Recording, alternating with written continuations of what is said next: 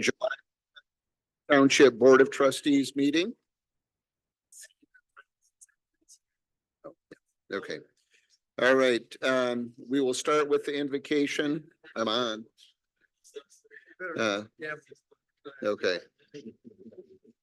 Right, we're going to start our meeting for July 11, Park Township Board of Trustees meeting. Thank you everyone for being here. It looks like a full house tonight, so great.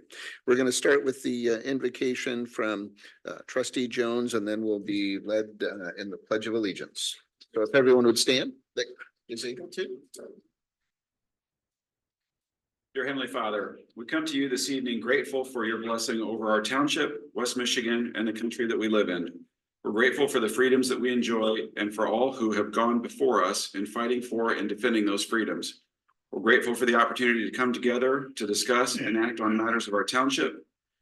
May our words be truthful, our actions be just, and our respect and responsibility to one another be fitting of those who have sacrificed so that we may be here today. In Jesus' name we pray, amen. Amen. I pledge allegiance to the flag of the United States of America and to the republic for which it stands, one nation, under God, indivisible, with liberty and justice for all. Right. Thank you. All right, we're going to start with the approval of the agenda. We'll look for additions and or deletions. Does anyone have any additions and or deletions? I'll make one suggestion, Jim? Yes. That we would take letter J off the agenda for the night because it's a full agenda, the policy manual chapter review that we just postponed that for a month. Okay. Any support? I'll support that. Okay. All right. And then any other adjustments? I have one addition I'd like to add concerning the work session that we have scheduled for August 29th. I'd like to take over, if you will, that work session and have that be a discussion around the community center, the process that's been gone through to get us where we are today, as well as to go over information concerning that and where we are at. Okay. Let's make that, we'll discuss it. It won't take long to discuss, and we'll put that under discussion / possible action items, letter C. Perfect. Thank you. And then, so what we'll do, if we're taking J off, we're going to move K up to J. And then I'm going to add a K. And that's going to be, I think this was discussed last month and I was gone, by the way. Thank you for taking over. But we need to pass a resolution for the fireworks that are going to be held at the fairgrounds. So we're going to make that letter K. All right. Any other additions or deletions? I move to approve as amended. Support. All those in favor say aye. Aye. Opposed? All right. Very good. All right. Now we're going to move on to the consent agenda. You were able to see the minutes and the payment of the bills. I will abstain from this vote because I wasn't here last week, so I can't comment on the minutes, and I did not look at the recording. So if someone would like to make a motion. Make a motion to approve minutes and the payment of the bill consent agenda. Support. All those in favor say aye. Aye. Opposed? All right, thank you. And now we're going to move on to public comment. And so those that are new here and those that have been here before, public comment is a chance for you to address the board. It's comment, it's not discussion, so we don't answer any questions. And try to keep your comments to 2 minutes if you're able to. I started on the right side, and last time I can remember, we'll start on this side. Anyone in the front row want to comment? Right, next row. All right, third row, fourth row. Anyone in the back? All right, we'll move to the right side. Front row, second, third, anyone? All right, we will close public comment. All right, yeah, everyone's gotten to see the department reports. If some of the representatives are here, our own Chief Gamby is out on vacation, so good for him. So no questions for him, but you saw the reports. Any questions for those that are here? All right, we'll move on. And now we're going to move on to presentations. We have Mandy Cooper here from Lakeshore Advantage. Good evening. Adjust this. There we go. Hello, thank you for having me tonight. I come on behalf of our Lakeshore Advantage team to provide an annual investor update. My name is Mandy Cooper, and I am the Vice President of Strategic Initiatives at Lakeshore Advantage. Lakeshore Advantage is the nonprofit economic development organization that serves all of Ottawa and Allegan counties. We've been around for about 20 years. We have a team of 15 and are led by a 19-member board of directors, mostly made up of local business leaders, but also a few public sector representatives as well, who really define our scope of work. Our entire mission is to ensure a healthy economy here on the Lakeshore, but we do that in a really specific way, and that is by supporting our primary employer base. So a primary employer is an employer who does more business outside of the region than inside of the region. So think of like a manufacturer, agribusiness, tech companies. And the reason we focus on those primary employers is because A, they bring wealth into our communities. So they're selling out regionally, nationally, internationally, and that money comes back to the Lakeshore. That money then gets spent, invested here. It goes to our employees. It provides for jobs. It builds up the supply chain. It becomes part of philanthropy here in the area. The second main reason why we really focus on primary employers is because typically they can be located anywhere. And so one of our primary responsibilities working with these businesses is to ensure that they can be successful here on the Lakeshore now and into the future. So we'll talk about that a little bit more as we head into the presentation. We do that by always thinking about that primary employer base. How can we grow it? How can we plan for the future? And how can we solve challenges along the way? So a quick overview of our work over the past year. From the beginning of 2023 through today, we have worked with primary employers throughout both counties. There are 817 primary employers in our two counties. We've had over 1,900 interactions with them. That means 1,900 times we've responded to requests for help. We've provided resources. We've met with them. We've talked to them about what's working, what's not working, and came to the rescue as needed. One of the things we do with our primary employers, in addition to responding to them when they ask for help, is we intentionally meet with more than 100 companies every year. Typically, this is with the local highest leader of the organization, a C-suite leader, or if it's an international company, sometimes it's a plant manager. And we ask them a series of questions about how their businesses are doing. What are their challenges? What opportunities do they have? Are they going to be expanding in the next few years? And so when we do that, we are able to aggregate the results of those surveys, and it provides us a glimpse with the economic landscape of today and what we need to be thinking about for tomorrow. So over the past year, as we talked to employers, 52% of the employers we spoke with said they do plan to expand in the next 3 years. Interesting to note, often the expansions you hear about in the news, the headlines, they're the big ones, right? You hear about the $3 billion being spent, and those are wonderful. But the truth is, most of the work we do is with small to mid-sized companies. So the expansion we're anticipating is around $3.5 million of investment from these companies, adding 10 to 15 new jobs, 26,000 square feet. And it's really important, again, to understand, yes, we work with the big employers, and they're incredibly impactful in our economy, but really, the 80%, the small to mid-sized companies that are really the bedrock, those are the ones who need us most, and we stay the closest to. So as I mentioned, we work with employers of all sizes. We also work with employers from startups to grown-ups. And it's important to understand this because one of the reasons, and we'll talk about our investment structure a little bit later, but about 60% of our funding comes from the private sector. The rest comes from public sector support. So local units of government, our county partners, state partners, et cetera.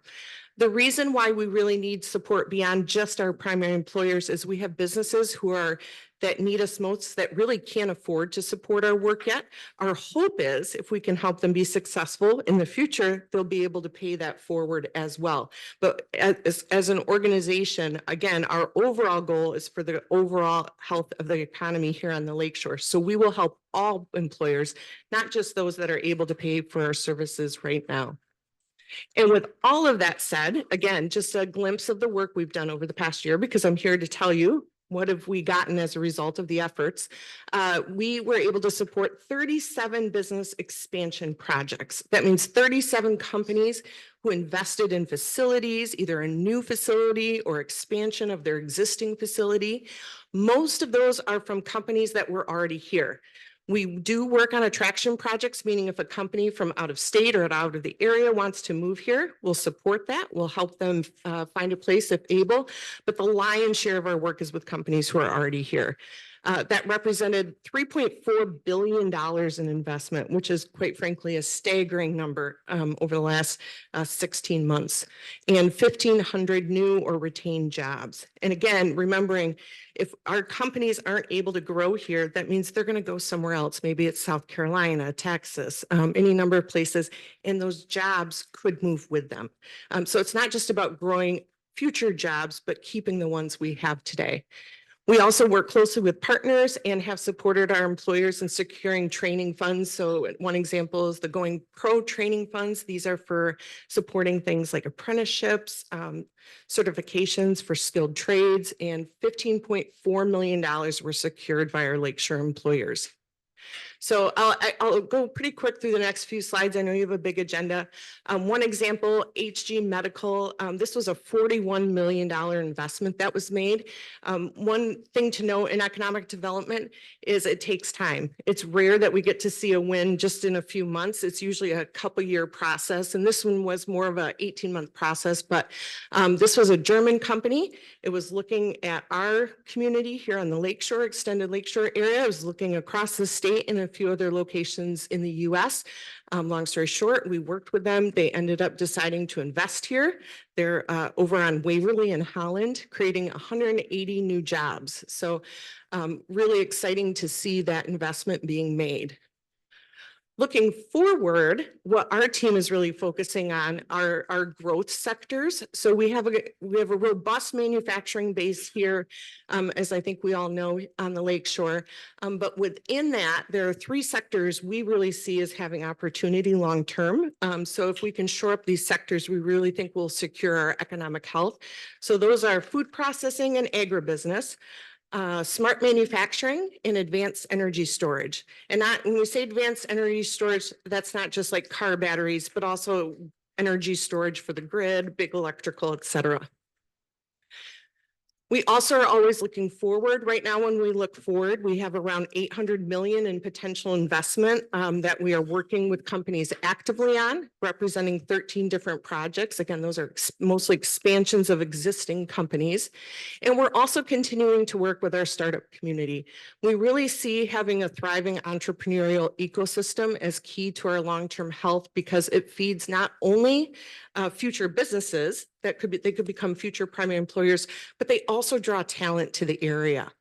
So this past year, through our startup programming, which is called Surge, we were able to support 70 startups and help them secure $16 million in funding, which, capital for a startup is really one of the biggest barriers. So we have programming, education, and then we also help them overcome some of their capital needs.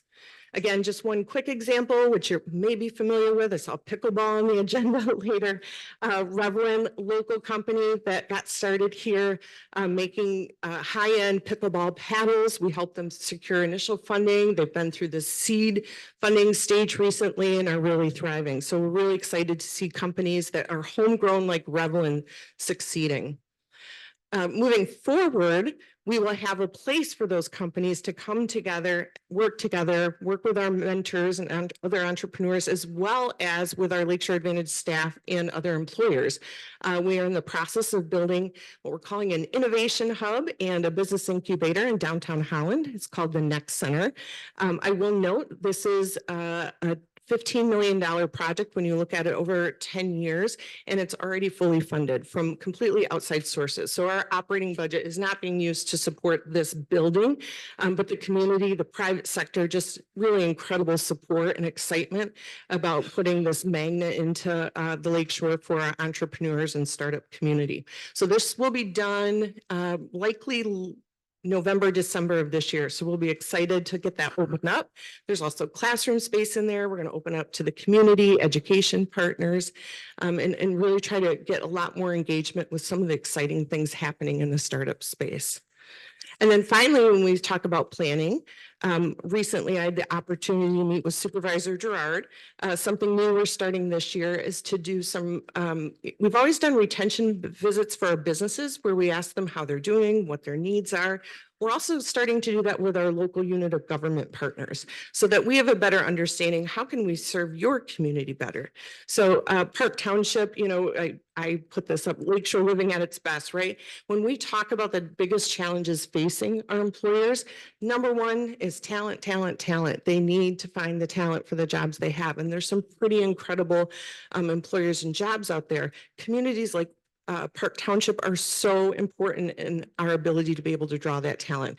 When we look at especially our younger talent, emerging workers, things like outdoor recreation, walking trails, beaches, you know, a diverse set of housing options are all at the top of the list. So really appreciate everything Park Township does to build out the Lakeshore community as a whole. We also talked a few of the challenges and ongoing projects that the township is looking at and then put that on our team's radar. So as we hear of resources and any, if there's tools available to support these, we'll flag those and pass them on to your staff moving forward. And then finally, as an economic development organization, one of the ways we serve the community is really by bringing the business voice everywhere we go. So we always say we have an unabashedly business bias. That's what we're here for. And so our team, our small team serves on well over 30 boards and committees. So that's everything from planning commissions to regional planning associations, broadband committees, housing committees at the county level, at the regional level, et cetera. So again, we're really here to make sure our employers can succeed long-term. And sometimes that means overcoming challenges. So I have two challenges I'm going to highlight today. Industrial site readiness. So that's something that's been an issue for 8 to 9 years. We have extremely low industrial vacancy rates. Why does that matter? If you're a company and you're trying to grow, you get a big contract or you offer a new product and you need to expand your facility. If there is nowhere for you to do that in a fairly short period of time, you are going to have to go elsewhere because employers don't have long lead times to be able to act on these opportunities. So there is funding at the state level. We've been working with regional partners to try to secure some of that for sites around both Ottawa and Allegan County, and we're making some progress there. So that's a priority. And the second one is back to that talent piece. It's really making sure we're listening to our young professionals. So we know that securing the 25 to 35-year-old age group long-term is going to be really important to ensure our employers have the people they need. So we are working with the Frost Center from Hope College on a research project to survey our young professionals and find out what is it about Ottawa and Allegan County specifically that they like, that they appreciate, that would keep them here, as well as what are those things that are barriers to staying here and thriving here. We're also going to be trying to connect with people who've relocated and ask them what led you to relocate and is there anything that would bring you back? So that as a community, an extended community, we know the opportunities to lean into to try to move the needle there and ensure we can attract and retain our people. P.S. That's my daughter in the green. I just have to say that. So as I mentioned, the investment model, 60% of our funding does come from the private sector. That is very intentional. We want to be aligned with business. That's our job, is to ensure our business community has what it's need. And so we make sure that investment reflects that. However, that means 40% we rely on our public sector partners, including Park Township, who's been a valued investor for several years now. Last year, for every dollar invested in Lakeshore Advantage, $1,800 in private investment was returned. That's reflected in the projects we worked with, the businesses that used us to help ensure they are able to stay here and thrive. So with that, our Park Township has invested $5,000 in Lakeshore Advantage for the last 5+ years. I should have looked to see how far back that actually went. We are grateful for that. We're asking for a slight increase because I don't know if you heard, inflation has been a thing lately, and we're trying to keep our best people too. So really appreciate your support, and I'm happy to answer any questions you may have. Any questions for Mandy? Just a big attaboy. Yeah, yes, Thank you. yes. Thank you for everything you do. It obviously affects the region, but especially our community as well. So thank you. Appreciate it. All right. Okay, now we're gonna move on to Peter. I'm not gonna try and say your name, so come on up. Pat Staskevich. Good evening. I'm Pat Staskevich. I'm the Stas. Public Utilities Director for Ottawa County. Thank you. And thank you for allowing me to present tonight on an important project. I'm going to give you an overview a little bit about the Wyoming water system and how it impacts Park Township. I'm going to explain a little bit about this third transmission main that we're about to construct. And then I'll talk about the bonding financing documents that are before you today.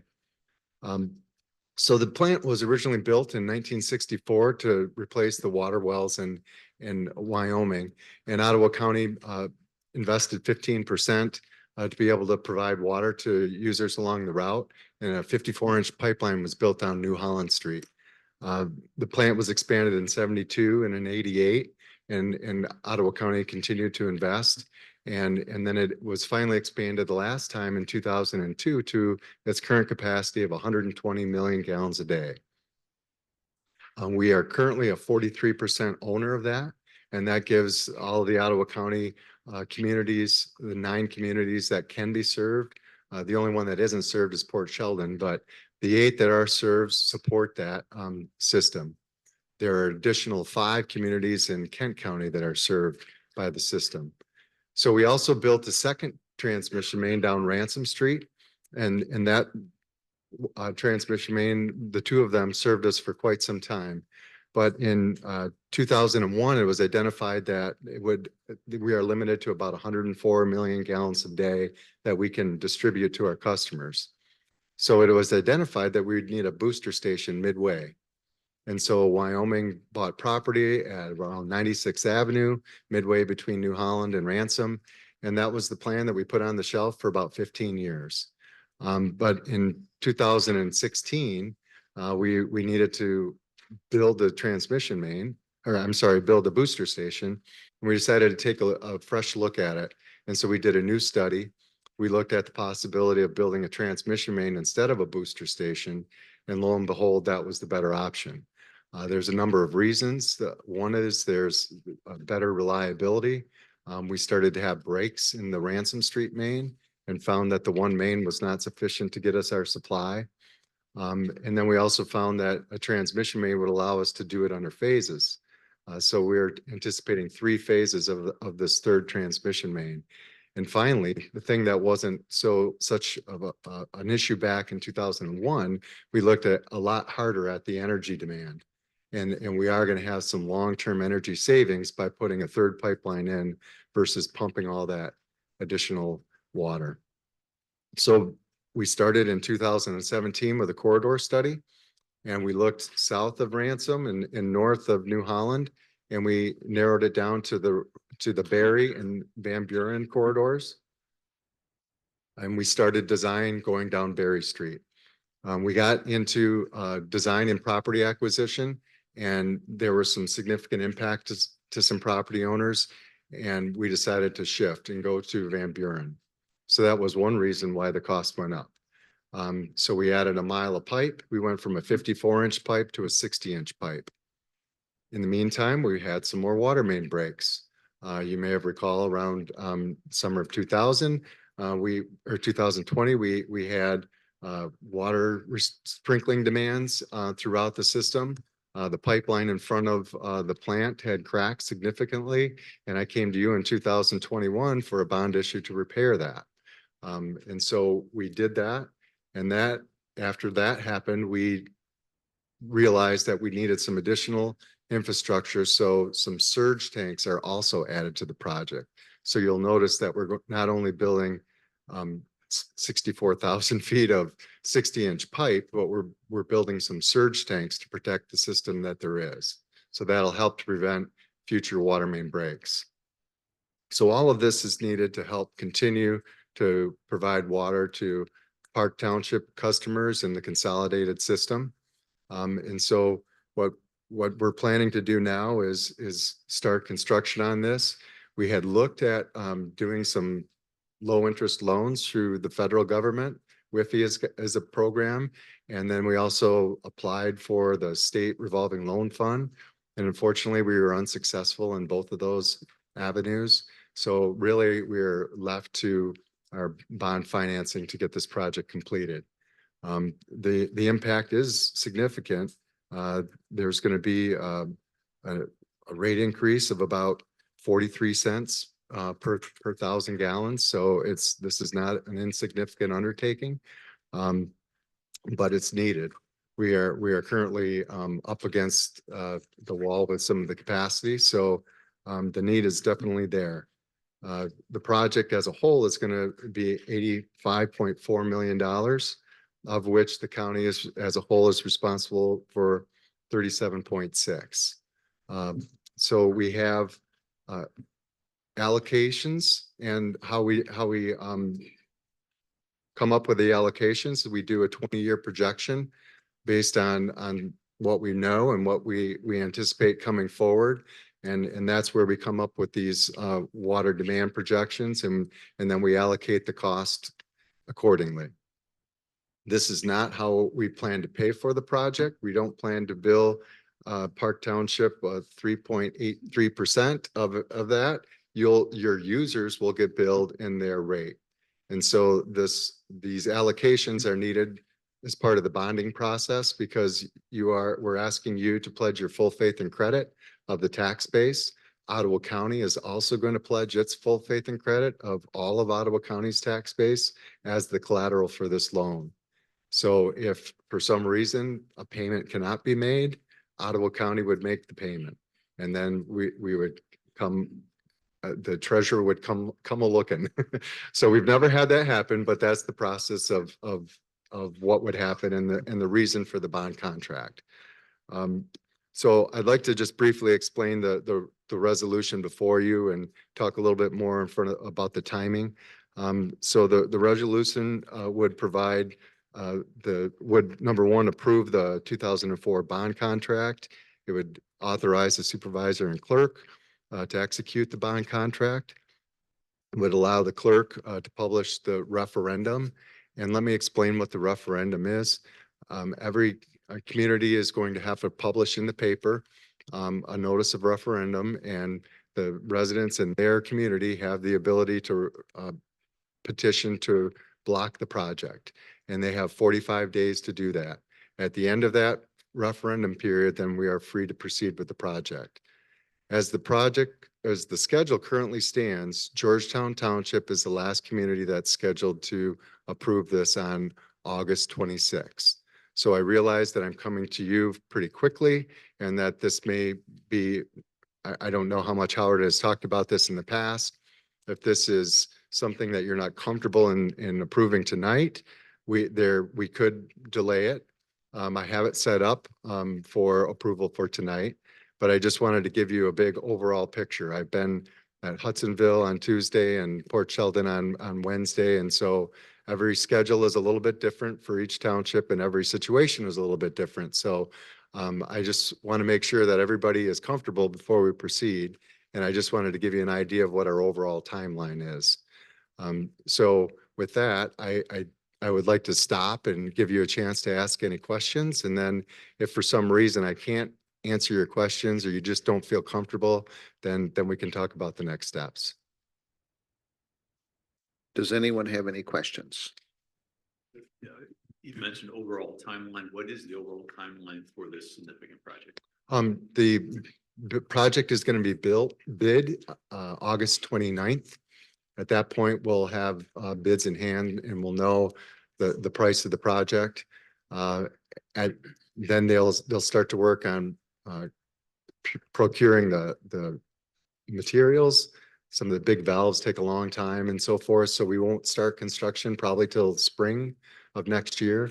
And the schedule is anticipated to be 20 months from start to finish.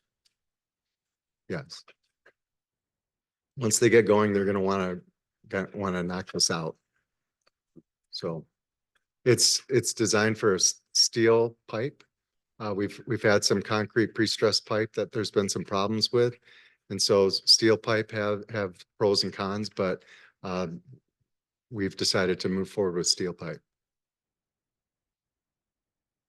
You indicated, if I may, Yeah, you please. indicated you have a current capacity of 104 million. What's the percentage that's currently being used on a daily basis? Let me, And what will be the new, with a third trunk line, what will be the new capacity?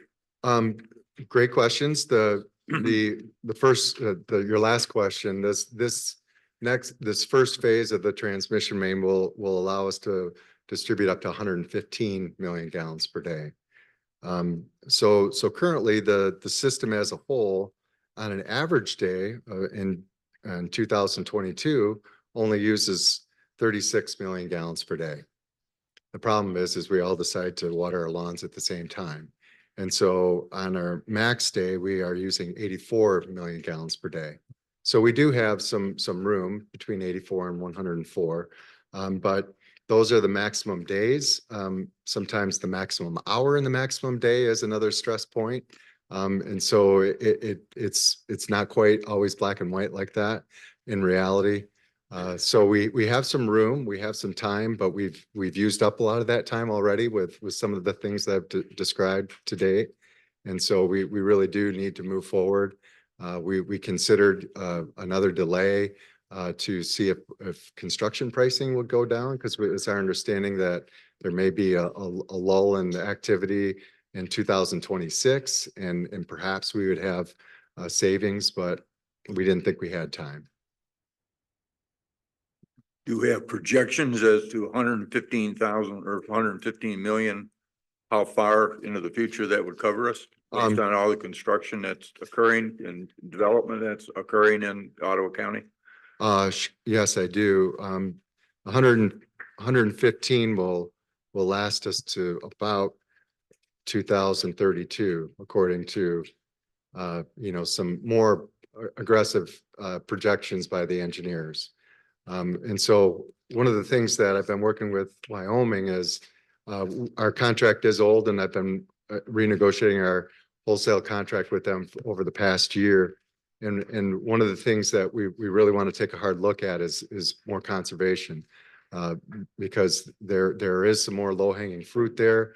The changes in the plumbing code have already helped us a lot to reduce our peak demand, but there's more work that we could be done. So if we use our water smarter, we won't have to build the pipes and the plants quite so big.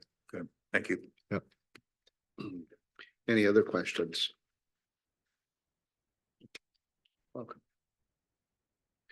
All right, Mr. Martin, do we need two things here, a vote on the resolution and the contract? The resolution. Or the resolution is the contract? The resolution would approve the contract, Okay, all right, all right. among the other things that Mr. Seskevich said. Okay, all right, all right. So with that being said, if there's no more questions. Make a motion to approve the resolution as stated in our condensed or in our agenda. Support. Right. Any questions, comments? Discussion? Just a comment that as a 4% player of this whole issue, we're fairly insignificant. Mhm. So certainly it's not our role to hold this project up. Correct, Right. correct. All right. Any other comments?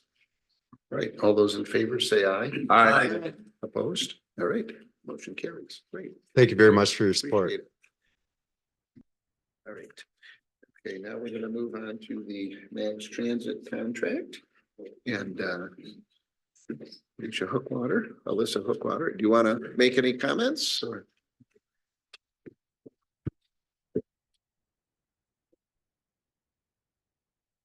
So I just wanted to share with you that a few years back, I was invited by Park Township to come and give an update on the pilot project that was established between Max Transit and the township.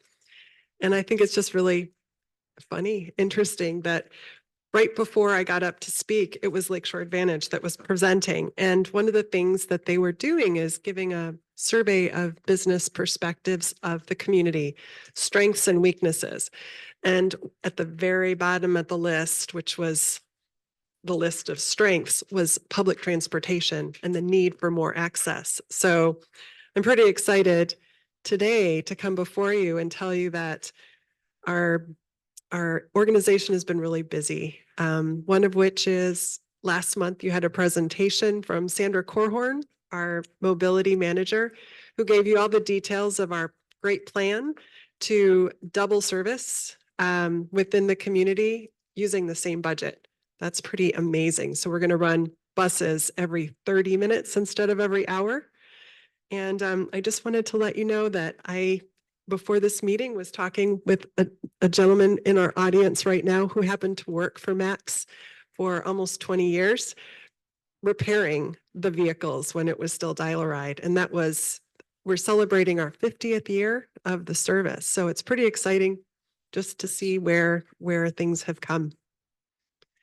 So I'm here to answer questions. I know on the agenda is the contract. And I want to just let you know that there's one financial change since the contract was developed for last year, and that's an administrative cost. You might wonder, well, why are you increasing the cost of administration? And it's because we increased the starting wage for our bus operators. We simply did not have enough drivers on staff, and we bumped it to $20 per hour. We are fully staffed at this point, and we have 5 drivers in training that are soon to get their license. So that was the magic number. So that's good news. And that just means that we have more ability to serve our community. So. I have one question. I know some of the municipalities have night owl service. Is that an option in Park Township? So night owl service is a special service that we operate. We receive a state grant, and it is primarily to within the city of Holland and Holland Charter Township. If we were to expand service for night owl, it basically would be an increase in operations. So the last bus travels through Park Township just at 7 o'clock. So that would mean we would definitely need to plan another vehicle and another staff member in the budget. So. Have you looked ahead? Have you looked at any data to see if there's a need for that? Well, based on the requests, there are certainly people that have been asking for that service. I guess what I would say to you is that the number of people that have requested is probably under 10. So if the township were to decide to contract with Max, it would be, we're talking $75,000, $80,000 for 10 people. So that's an investment that you may want to consider carefully, but I'm not denying that that's something that people want. But I don't know that, that's a decision that we can continue to discuss. Okay, good. Does anyone else have questions? All right, good. So we'll look for a motion to approve the contract. I'll make the motion to accept the contract, approve it. It's the contract for the current fiscal year, right? It would Yes. be, yes, 4/1/24 for 3/31/25. And I'll support. So, all right. Any discussion? Right, all those in favor say aye. Aye. Opposed? All right, very good. Thank Thanks, you. Elisa. All right, and now we're going to go on to letter C. You got to see a revised plan for the Veterans Memorial. And a lot of representatives here. Someone want to comment? You want to go first? Thank you for letting us to come here. My name is Ed Lopez. I'm the president of the Holland Area Veterans Council. And I have an opportunity to work with you guys on this. And I want to thank Howard working with us on the changes that we just submitted on the part. But like us organization, I want to recognize the VFW Mike Martin here, Dave DeRitter from the Disabled Veterans and Vietnam Veterans. I got Doc's always working with me, and myself from the Marine Corps League. But for what our vision, and you can see the proposal that we submitted to you on the changes, I think on what you guys were looking at and us working together on the green space, I'm hoping that the approval on what we submitted on the changes, because there was massive changes that we did in a very short time and trying to step up to the plate. But I can't thank you enough to get this opportunity that the township has given us this property to build this park. It's gonna be huge. So that's what I'm gonna say. Thank you, but I know Doc wants to mention a few things. Again, I'd like to thank you all for at least considering this, and I want you to consider when you're thinking about voting for it, the sacrifices of the men and women who served their country. That sacrifice started when they took the oath to defend the Constitution of the United States. Whether they saw combat or not, they still sacrificed. Those men and women put their civilian lives in a shoebox and put it on a shelf. They served their country for 2, 3, 4 years, and then hopefully they took that shoebox out and tried to continue their civilian life. Well, if you serve just 2 years, you're 2 years behind every other person in the United States that went to college, got a job. So you are actually starting fresh. And I'm hoping that this new concept of this park will make people think of the sacrifices that they've made. Like Gunny said, it has more green space. I think it's much better than the old one. And I'm just flat out going to ask for your vote. And I thank you in advance. Thanks. Thank you. Let me give a quick summary. So previously, the board approved on the township's master plan for the site, the Veterans Plaza. The estimated cost of that was in the $3 million to $4 million range. We recognized that we didn't think that was a sort of realistic venture in terms of size and costs, but also just in terms of how it fit with the site. And so I worked with the Veterans Council to redesign it in a way that we thought was more contextually appropriate. And one that kind of still spoke to their vision, but one that fit in with the park itself, but also one that was financially much more doable, if you will. So we don't have hard cost numbers at this time, but we think it's probably in the neighborhood of $275,000. So a doable project, project that we can implement, and we should see shortly begin construction.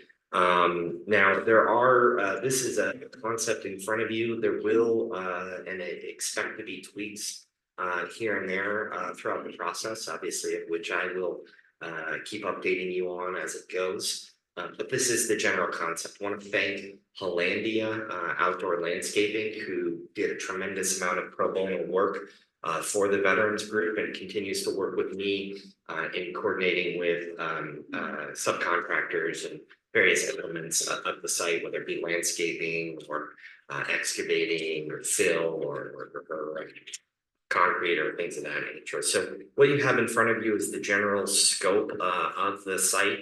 It is centered around the airplane. There's a little bit of change to the existing concrete configuration around the airplane, but not much. And then it does really open up into the park and kind of open up into one of the trails in a really nice, meaningful, respectful, appropriate way. I'm really excited and happy about the overall concept. One of the things that is not in front of you tonight that we will be talking about in the future is how this particular site integrates with the rest of the park, and whether or not there are elements within our trail system of how the veterans group can utilize some of those trails and have kiosks throughout the trails and or messages throughout the trails. One of the things that I've looked at is having a person like a Valerie Van Heest or another museum type designer help us with that content and how to display those information and stories around the park. But that's not in front of you today. What's in front of you is the overall concept. What I'm asking for is approval on the overall concept and approval to continue kind of working with the veterans group to help them implement this project. Just for the audience, we are not paying for it. The veterans group is paying for it. We are just supplying the land, and I am assisting with some of the construction management as it goes. Great. All right. So first of all, thank you to the veterans. Appreciate it. And for your service. Second of all, thank you, Howard, for helping get this around. Appreciate it. So we will look for a motion for what is before you. I move that we approve the concept and the site plan as presented. Support. Any discussion? The question is, as the site is complete, who has responsibility for maintenance? The veterans group will have responsibility for maintenance. We'll work with them on that, coordinate with them, but ultimately it is going to be their site. I have no doubt that, you know, when our guys are out mowing, we could easily come and quick sweep a mower over there, and maybe there's a very small nominal fee in terms of watering, for example. We're looking at a split watering system, and you know, because they're going to need sprinkling. But you know, one designed in such a way where we could say, hey, you know, they may owe us so many $100 a month for the sprinkling, and it's identified in the system. So the maintenance of the site is on the Veterans Council with some appropriate assistance from the future. I would just clarify, you know, who's doing what before the project is complete. We don't want to have fingers pointing at. I thought you were going to share this. So I just would be clarification standpoint, future boards and future maintenance teams, what the delegation, you know, who's doing what when. So it's for both parties. Yep. Any other questions, comments? I just want to say, this is one of the areas of the park I'm very excited about. I'm very proud we're able to do this, and just thank you for everything you've done.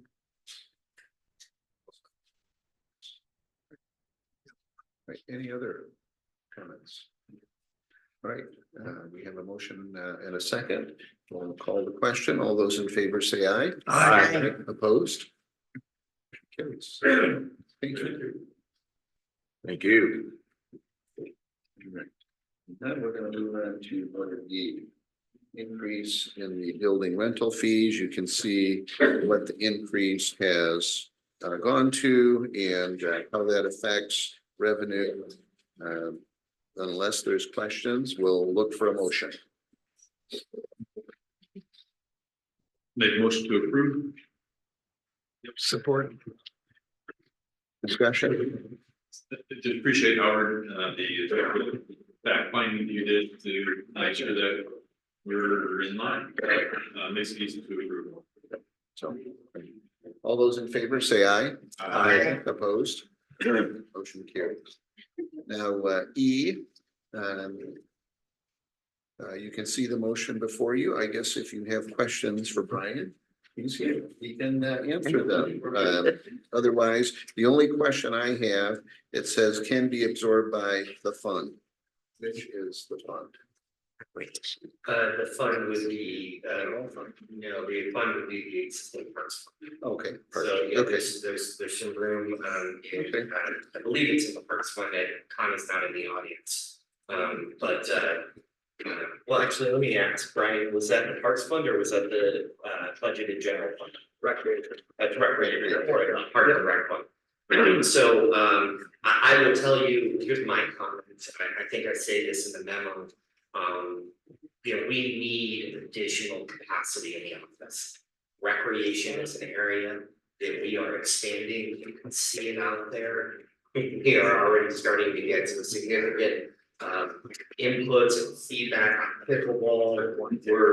We're organizing tournaments, we're starting to organize music venues and parties. This is gonna be an area of expansion. This is not gonna be something where it's a one-time ask, but this is the start of that, and I think this is the appropriate small step before we take the others. So. I would just have the attitude as we add staff in this particular area. Think about how the revenue in these areas can cover the staff. So fees, registration fees, tournament fees. If you have $100,000 worth of cost in this department, I hope you have a like amount of offset of revenue. And I think if you go into that with that mindset, it will start to help you think about how to charge for things and how to, what a tournament should cost, what a registration should cost, because it is we do have hard costs. We're hiring a person here to do things. Well, let's have some revenue that offsets. Good point. Thank you. All right, we'll look for a motion. So moved. Support. Right.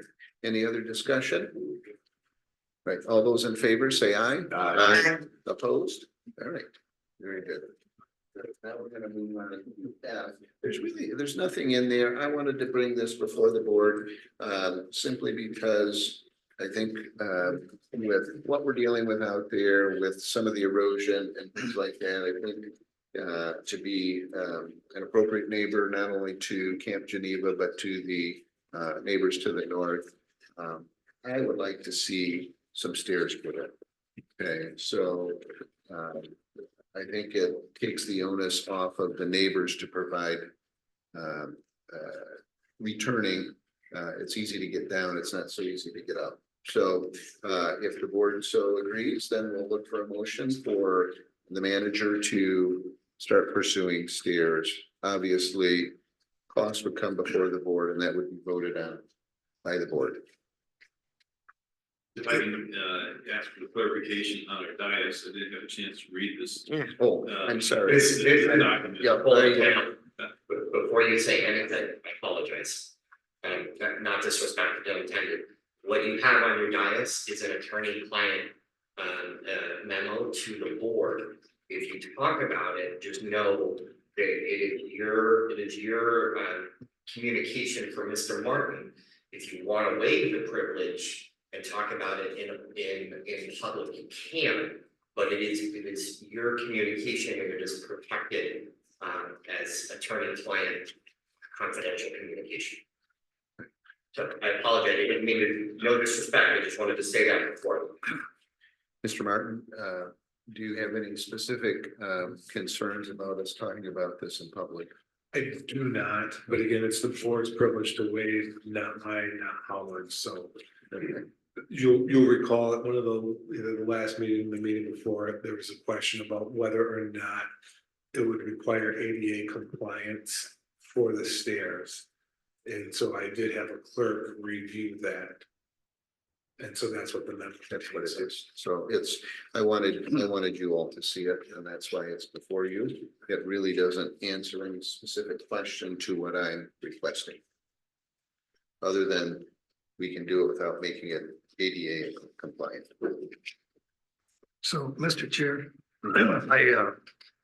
this is strip of land that's come before this board repeatedly in my 16 years here. Yep.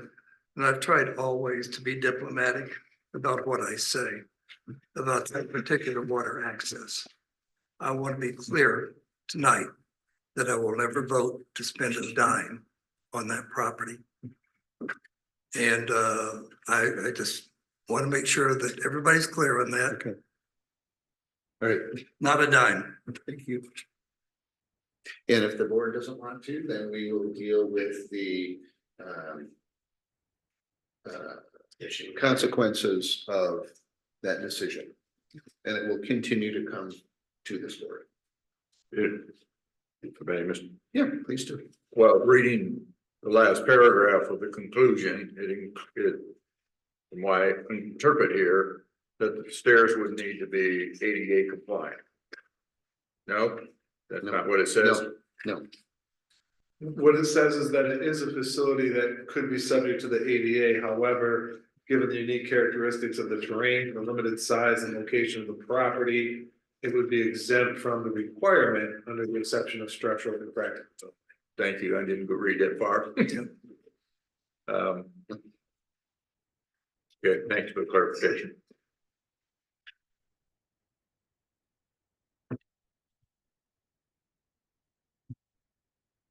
and if there's no action taken, then there will be no action taken, and that's fine, but. But to clarify, the only thing we're talking about now is just to see what it would cost, we're not approving anything here. We're just asking Right. Howard to do some work to understand what, if we were to do something, what would it cost? Correct, but if we're going to do that, then there should be some interest in actually performing it, where it really shouldn't be an exercise of, we just want to find out. So if we're going to ask the manager to do that, then we should really have the expectation of actually considering doing that. But if there's no interest in doing that, then let's not even have him do that. That would be my opinion. Currently, with the activity that's going on and the moving of the path and this sort of thing, and the ropes that are being put in, and excuse me, I haven't been out there to see exactly what you're doing. But the access to the lake has not been improved at this point, is that correct? That's correct. And there's no desire to, or no plan in place to improve access to it, other than what Mr. Supervisor is saying, to put stairs in, is that correct? That is mostly correct. That is mostly correct. Yeah. I would say, We could put sand. that's right, that is right. We could put sand in, and I would say that realistically, you should put sand in if you were gonna put stairs in, and you would put sand in and then put the stairs over the top of it. Because there's gonna need to be some level of dune stabilization, then you put the stairs in. And you plant, if you will, you plant the dune. And then over time, the stairs allow for the dune to be protected and not eroded once people go down, because the stairs are in front of them. So the thing that I would say is we have a general sense of what the cost could be. We have a general sense of what the cost could be. We've had 2 contractors already look at it. We are trying to do it in a way that is most fiscally conservative. But as Mr. Gerard said, we don't have hard numbers. The posts have been in, the rope has been strung on the posts. I have verified the survey from the neighbors, the survey that the neighbors sent, along with the survey that we did. It is the same southern property line. So there's no discrepancy in the survey. I think that's really where we're at. Well, one of our major objectives is to have access to the water. This is a piece of property that gives access to the water. And it's a significant amount of people in that area that use that park based on prior participation done here with the audience. I could support exploring the idea of putting a staircase in and seeing what that's gonna cost. And see what the long-term effect of doing that and the stability that's gonna take place and how long that would take and last.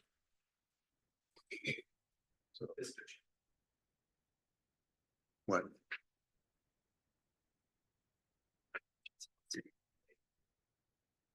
Right, so you can I support just- it, does that mean it's a motion or no? I can make that motion. Okay.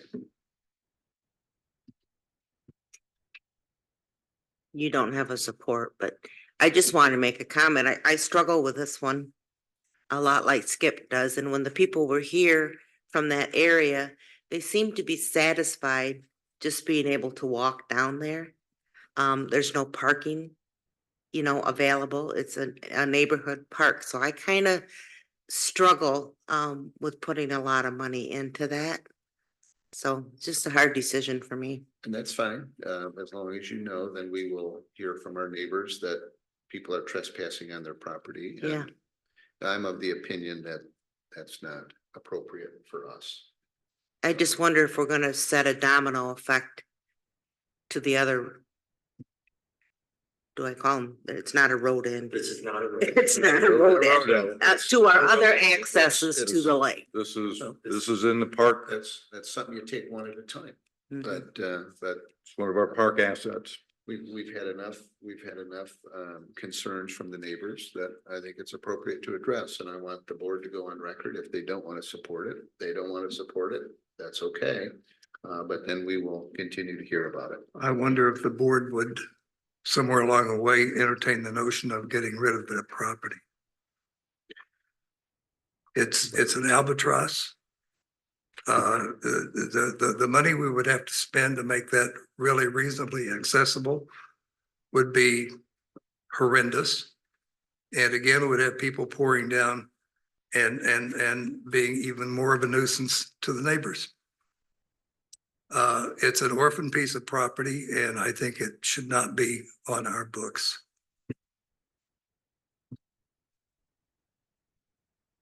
So there's a motion. If I don't hear a second, then we will move on. All right, we will move on. All right, we're gonna move on to letter G. Mr. Chair, if I may. Sure. So in front of you is the Terry Yachts proposal for the Jennison Avenue road end. I believe the representative is here from Terry Yachts. The one item that I will note is that it's in my memo, but I believe it's 7 feet. Was it 7 feet? The 7 feet has been removed from the contractual agreement. And so that issue is resolved pending. I see Mr. Martin has turned on his mic, so he's probably got something to say. Pending what he has to say, go ahead. The 7 feet still in the agreement, transferring title to the 7 Correct. feet is not. Correct. What the new agreement does is combine, in a sense, that township parcel of 7 feet along with the county parcel of 24 feet into a road end parcel. The improvements will be on that road end parcel. So instead of transferring ownership of the 7 feet to Tierra Yachts, collectively, that's gonna become 31 feet of a road end that now is improved for pedestrian access, kayak access, etc. That would continue to be maintained by Tierra Yachts for a period of 10 years, then maintenance would turn back over to the township of the county. The township.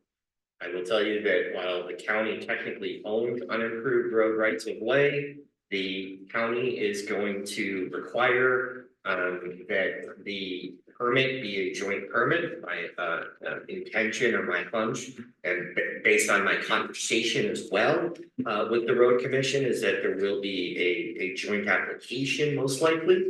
And I can almost guarantee you, if not guarantee you tonight, that the road commission is going to require that the township maintain that improvement in perpetuity because the road commission will not.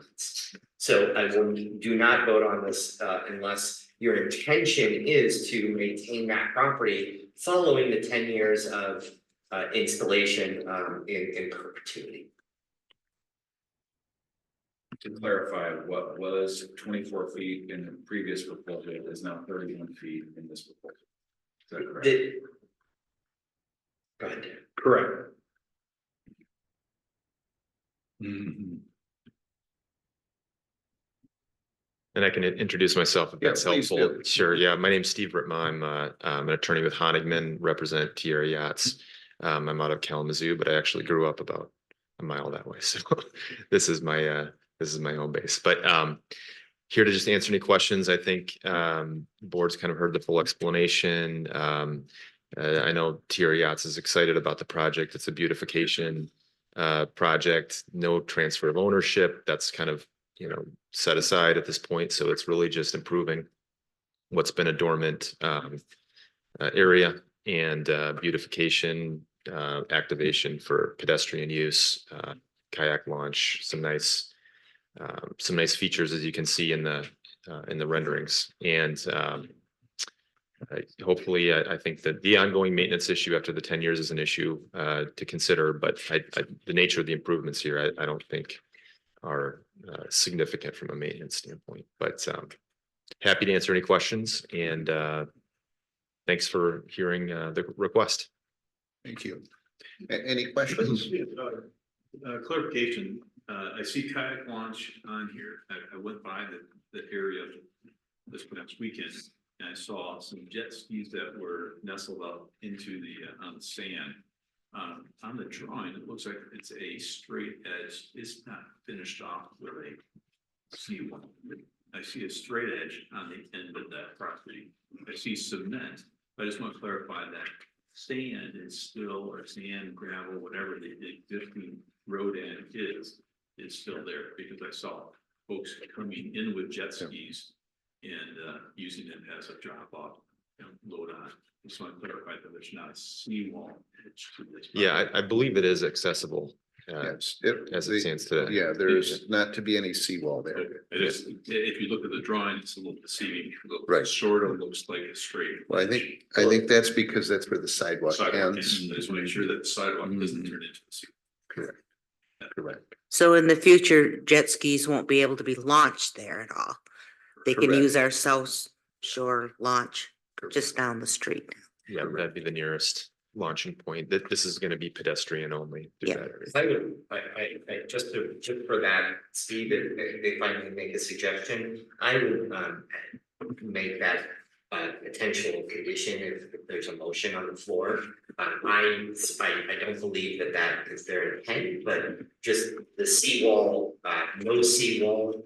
And so that when you get to the end, it's not, it's not a seawall there, because we don't have, a full set of drawings is exactly what's happening. So if that's it, that's something that's important, I might encourage that as a potential condition. If you look at the last picture, you will see that there is no seawall. You can see that it looks like it's a gradual slope out to the water. Yeah, if you look at one of the diagrams that has sort of the aerial view, and this would be page, I think 155.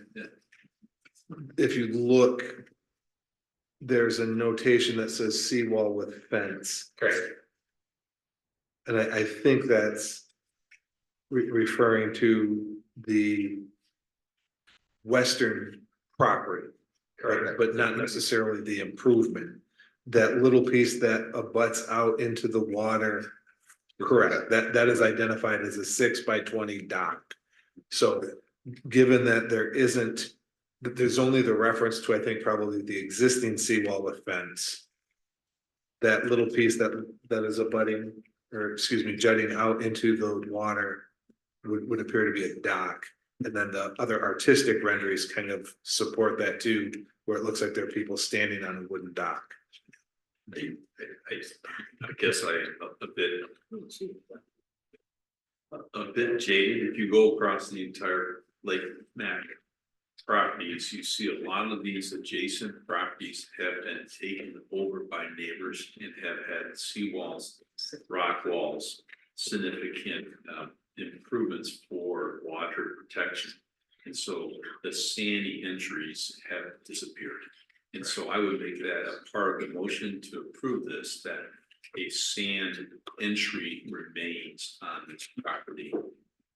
Because you go down to a lot of these road ends, they don't look like road ends anymore. They look like they're part of someone's property, and I just don't want that to happen. Have you been down there? Cause it's not sand right now. Spread. So if you, so you're saying really just maintain what it is now, A walkway. right, right, A walkway in. yeah. But you go down to a lot of these road ends. Right, all right. around our whole lake, Post Avenue is a good example. they're not there anymore. They're seawalled up or rock type. So. I have another question. Looks like they're going to put a dock in, is that correct? 6 foot, 6 by 20? Is that something that needs to be removed every year? And if so, would you be doing that for 10 years and then we take the responsibility? I would presume so. I don't know if supervisor has any sense of that. No, I'm not I do entirely not have, sure. I do not have details at that. Yeah. We've not been provided, Okay, and so I cannot speak to It that. would be pretty vulnerable. How many docks do we take in on today? Do we take any out? So one, Okay. just at the south side. go to some South side, what do we call it, south side, Kind of launch. south Southside. Southside Landing. side landing, south shore landing. South shore. So we do take one out. One, yes. There's actually two. Where's the second? The other one, the fire department's using for the jet skis, Oh, it's the. the portable. Yeah. The north side and the south That's right, side. yeah. So potentially 3. So Danielle just pointed out in the contract, it does say for 10 years that, upon agreement between us, it's in the contract. I don't know if we've agreed upon anything yet, but No, we're still looking for a motion. But we're having a discussion first, which is fine, we do that, so that's okay. I'd like to make a motion that we approve or proceed forward with what is being recommended in front of us, with the change being that the 7 foot doesn't, as stated, the 7 foot doesn't change hands, that the width goes to 31 feet. As it's being proposed. Support. Any other discussion, questions? do we want to discuss before we approve it, who's gonna take the dock out for 10 years? They are maintaining. They are maintaining it for 10 years. Okay. We are gonna have to do it after. Correct. Okay, The contract says seasonal installation and removal for a period of 10 years. okay, So they'll be responsible for 10 years. After that, it's your requirement to. sounds good. We're doing. Is this gonna be designed for people swimming? Or like a beach area, or just gonna keep it that rocky bottom and, Just gonna stay the rocky bottom. okay, cause. Like I say, when somebody said they drove by, and I did too, when we seen those jet skis. I just worry about a jet ski coming beaching it if there's kids playing in the water. it's I don't know pretty how you- narrow. I It's don't know only how you 30 prevent feet. that, but, Swim buoys. No boat area, There's a marina right next to it, unfortunately. yeah. So so. All right. Right, any other discussion, questions? All right, all those in favor say aye. Aye. Opposed, all right, motion carries. Thank you. Thank you very much. All right, now we're gonna move on to H. You have before you, the planning commission made a recommendation. And you can see that, I'm sure you all read through it. I don't do this often, but I'm gonna do this time, okay? I really appreciate what the planning commission does. I have great respect for everything the planning commission does. They have great leadership on there. They have a lot of wisdom. This is one of those times I'm gonna recommend we don't follow their recommendations. We approve this. This is a gentleman that wants to do something wonderful for the community. Ultimately, the only thing waiting for the planning commission does is it postpones it by 2 months. It does, the planning commission, based on the minutes, has already said they agree that's a good thing. They want to include it. It's just a matter of process. This is something that I would challenge the board to consider passing this, and with the caveat that we know that the planning commission is going to come up with an ordinance to backfill this. I know one of their concerns was to, this is going to set a precedence. In my opinion, if the precedence is we're going to let people donate to the community a park, then I would say it's a great precedence. But that would be my opinion on this. Board gets to do what they want to do. So I don't do that often, but this is one of those times that. Let me just speak for the planning commission, and if I may, and thank you, Mr. Supervisor, I totally disagree with your approach. It is absolutely spot zoning to do exactly what you're asking, that was asked to be done, and we did not recommend we ever do that, and we avoid doing that as much as possible. So as a result, the recommendation is to actually change the zone, or not the zoning, but the ordinance itself, to allow for private parks in the agricultural area. Private parks are absolutely authorized in all other zoning districts within the township. It's just really an oversight that it's not in the agricultural district. The impact of this, of having to wait, if you would, a couple months before this is back before the board as an approval of the ordinance, really won't impact the development of the park, other than the fact that the owners of the park have blueberry fields in the park, or at the location at this time, that they'll harvest this year. They will continue to harvest it this year. Should the board not approve it within a time period, then he would not plow those under, and he would allow them to grow again for next year. What he'll need is kind of a consensus from the board that we all think that this is a very good project, one in which we all endorse. That's a good addition to the Park Township. So with that said, what I'd like to do is make a motion, and the motion would be that Park Township Board support the Park Township Planning Commission decision to deny the rezoning request, and that the Redland Farm rezoning request be handled by changing the ordinance to allow the use of private parks in the agricultural and permanent open space district, instead of rezoning the property to public lands and open space. And that's basically just a reiteration of the paragraph that is in the recommendation on the memo that you have from Mika. For that, I'll ask for a second. So I'll ask for the second. So before we have any discussion, does anyone want to support that?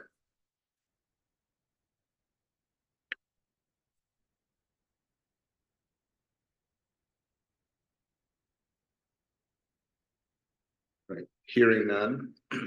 Does anyone want to make another motion? Mr. Chair, I move that we approve the development of the park. We accept the gift from the Mullers, that we proceed with the development of the park, and that we ask the Planning Commission to continue to work on the project of making those kinds of things available in the future in the ag area. Support. Any other discussion? Yeah, my understanding was they're not donating it to us. Correct. They're going to lease it to the outdoor That's Discovery correct. Center. Correct. So it's not us. Right. So, and then I've got a couple calls from some farmers that are not happy about this. You know, they bring up, we've been working on farmland preservation. And I've just heard some negative comments from some farmers. That they're not for this kind of a thing, so. And by the way, I know Travis Williams is here with ODC. If you have any questions now that we're in discussion, if you can ask him if you would like. I had a couple of those same phone calls from farmers and one of them was, how many more parks do we need?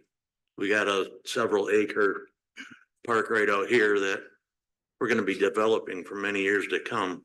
Let's finish what we started before we start another park. And if we really want to stand by this farmland preservation, but you're having a tough time taking off in Park Township, this is the time to do it. All right, any other questions? Is it our responsibility to develop this park or was the private owner going to develop it? The private owner. Okay, so there's really no cost to the township in this. Correct. Correct, but we are giving away farmland. Well, we Well, are giving. we are giving away. We're not giving away anything, Jim. We're letting it be giveaway. I think it's interesting. You mentioned something that it's really an oversight that this is not allowed in ag. It's allowed everywhere else, but it's not allowed in ag. We know we're pursuing it to also be allowed in ag. Correct. So the reality of it is if that oversight didn't exist, we wouldn't be having this discussion. It would be being turned over to park and that would be the end of it. I think that'd be correct. And I think if and when that does happen, I'd be ready to vote at that point. Any other discussion? All right, we'll call the question. All those in favor say aye. Aye. Opposed? I, 4-3. Did you vote aye or? Okay. This is a, Fine. is this a zone change? It would be a zone, well, Yes. no, No, my understanding is the application was for a zoning change. Correct. The motion was to approve the development of the park, accept the gift, and ask the PC Planning Commission to continue to work on the project and allow this type of use in the agricultural area. Right, but no. but We're- we're talking about something completely different. I was gonna say, if it is in fact a zoning change, I would suggest a roll call. I would too, because it's Okay. essentially like a ordinance. Whoa, type whoa, of whoa. thing. Correct. My motion's on the table, is it not? no, No, No. your motion failed because it Okay, was seconded. so who made the other motion? Skip did and Steve seconded it. Thank you. But one thing I want to point out about that motion is it does not use the word rezone the property from ag to permanent P public lands and open space district. So theoretically, I think when it says approve the development, I think that's what was implied. But it would probably be best to very specifically state rezone the property from the ag and permanent open space district to the P public lands and open space district. And then do a roll call vote on that. Thank you, Mr. Mark. That's what I was trying to get across. Okay, then for the sake of the deputy, I will amend my motion using his words. What he said. And I would support what the done. All right. And since we had already voted, we'll do a roll call vote. We will. Trustee DeHaan, No. trustee Jones, Yes. trustee Cerny, No, trustee Spoolhoff, Yes. trustee Staggerda. Treasurer Steiger, no. Clerk votes yes. Mr. Supervisor. Yes. Motion carries 4-3. Now we're gonna move on to letter I, the FOIA for the clerk's office. I will let Clerk Peter talk about that one. Please excuse me for.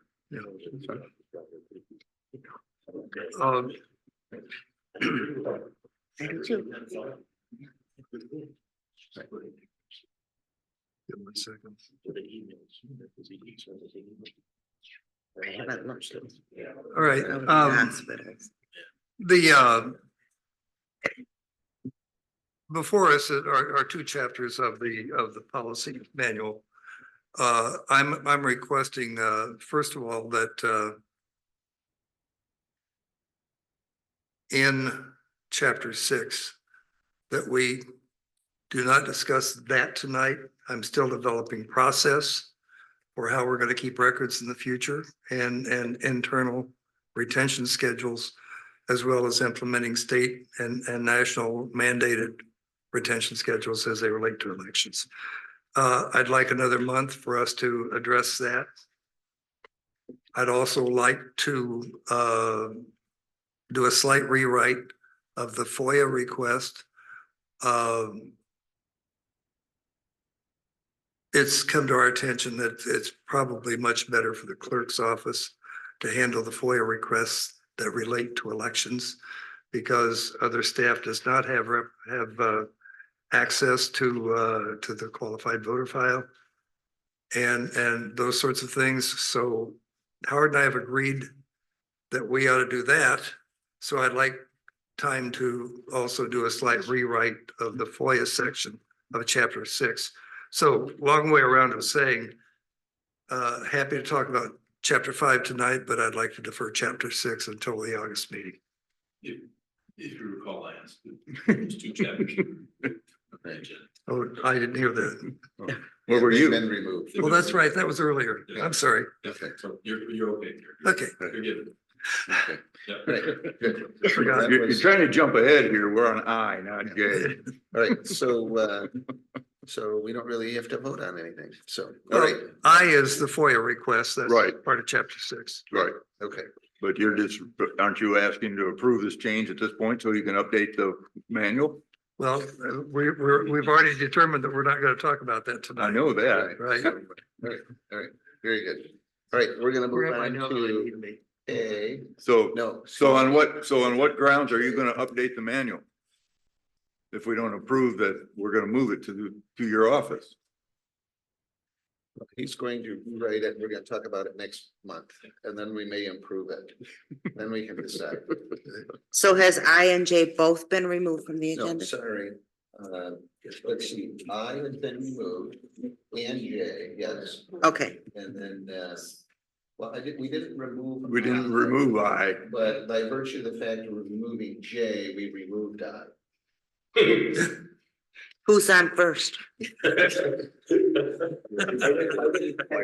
When we took out J, Yeah, I didn't catch it, Yeah. so, Anything to shorten meeting is great. We feel really well. We're only gonna talk right now. so, now we're gonna move on to, what has become J, and that is pickleball schedule.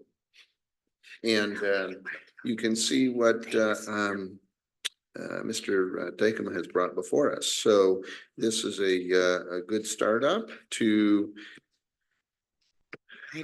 this will be one of those times where I'll say we can take a motion, or we can have discussion first. I don't care which we do. Clarification question. Ask Brian, on the sections, completely agree. Just more what's going under the Monday, Wednesday, Friday, open play section. What are you talking? Is that a open play that, Brian, you and your new part-time person, coordinate, or is that Brian and Jen? That would be. What is that? What is that? That'd be Ryan and Jenna. Okay, so open play, organized open play. Yes. Okay, so it's a Monday, Wednesday, Friday.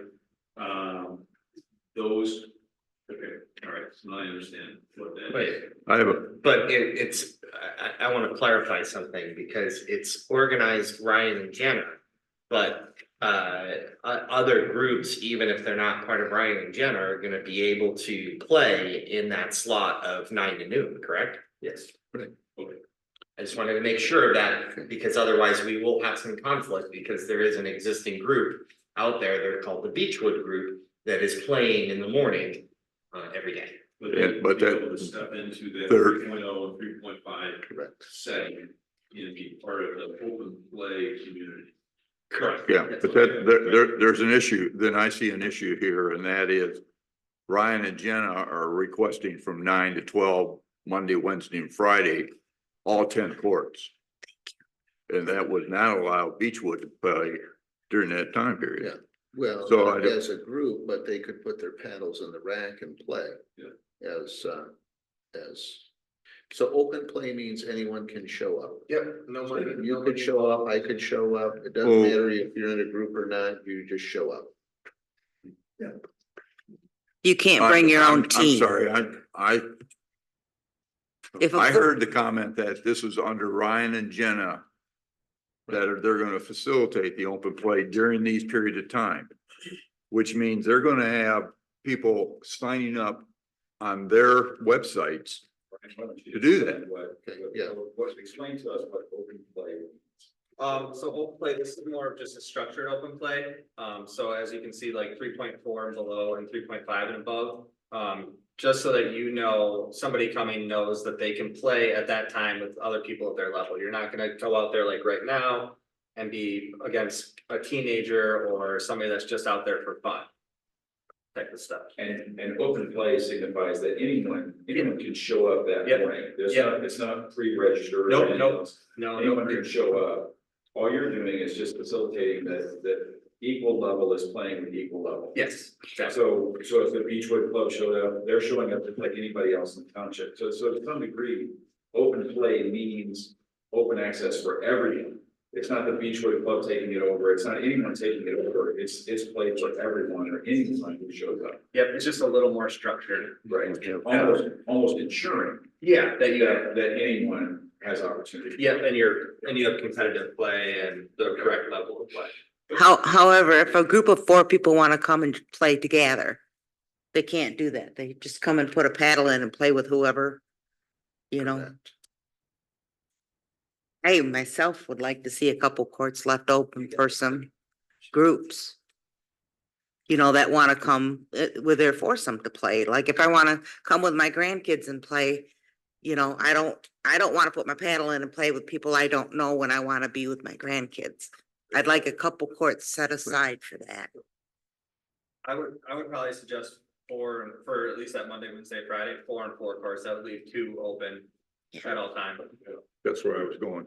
Okay. And then, Understood. and we can even designate those courts for Ryan and Jenna if you would like 1 through 8 are the 4 courts, and then 9 and 10 are open. Or 1 and 2 are open. But I want to make sure, Brian, you just said again, we're going to designate those 8 courts of Ryan and Jenna.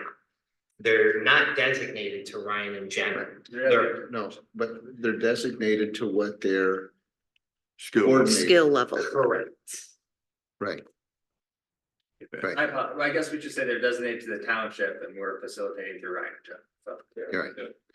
So are we checking their levels? I mean, how does that work? That will, they'll get weeded out. If someone says they're above a 3.4 and they're a 2. People will know pretty quick that they're not Oh, yeah. above a 3.4. So I don't think Okay. it's people's responsibility to know their level. Learning curve for me, so. And I have a question regarding the leagues. The leagues that are gonna be here, are they for Park Township folk? Or are they for anyone? everyone. Okay, Yep, anyone. does Park Township get first choice? So the way that we have it, about 2 years ago, us, Holland City, Holland Charter, and Zealand, we're all trying to use Ryan and Jenna as instructors.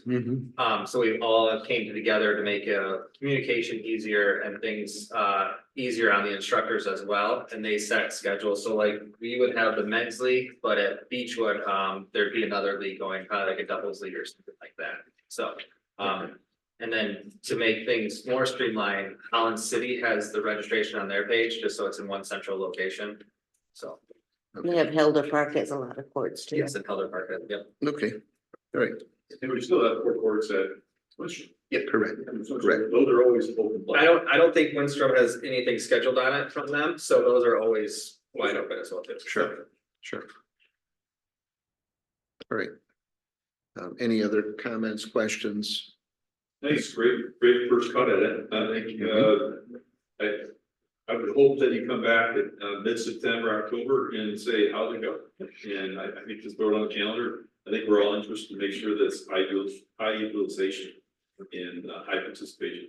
I suggested that Howard, that we put a camera on the courts, one for vandalism, but also to take a picture every hour over the next, 3 months to see when the peak periods are. So, when do people play?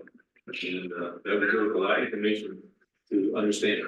Parking lot count. Parking lot. Can give you Yeah. a pretty good indication. Yeah. Have we fixed the lighting problem? Yes. Okay. Yes. All right, so we're gonna look for a motion for this. So, Make a motion to approve the schedule as proposed. are we making Amended. those 2 changes of the forecourts and forecourts on the? As amended. Okay, great, Yep, perfect. thank you. Support. Any other discussion? Yeah, I wanna add on to what Steve was saying with the camera. We should also have, like you see at Hope College, there's like a blue light podium for a phone for emergencies or whatever in their parking lots. For maybe even a heart start out there. Things like that for safety. Yeah. But then if this gets approved, I think we need to have very clear signage of the rules and the dates and the times. And actually explain what open play is so everybody understands when they read that out there. As far as a phone, is everyone's cell phone, do they need a phone? Usually not, but those things sure are popular in colleges and civic center lots and your big parking lots. So. Right. Any other questions, comments? All right, all those in favor say aye. Aye. Opposed? All right, very good. Kind of like the life ring alarms. So now, well, we Life added ring one, alarms in Grand the Haven, you lift it up, fireworks alarm goes off resolution. the dispatch. And this was talked about, I think, last month, correct? Yes, it was Okay. approved last month, but Mr. Mayor sent this to me, which is if you flip the page to Bureau of Fire Services, you see at the bottom, issued by action of. And so whenever I see that, that indicates kind of a basic resolution. I'd be more comfortable if you just voted on it as a resolution, and then we can sign it without saying that.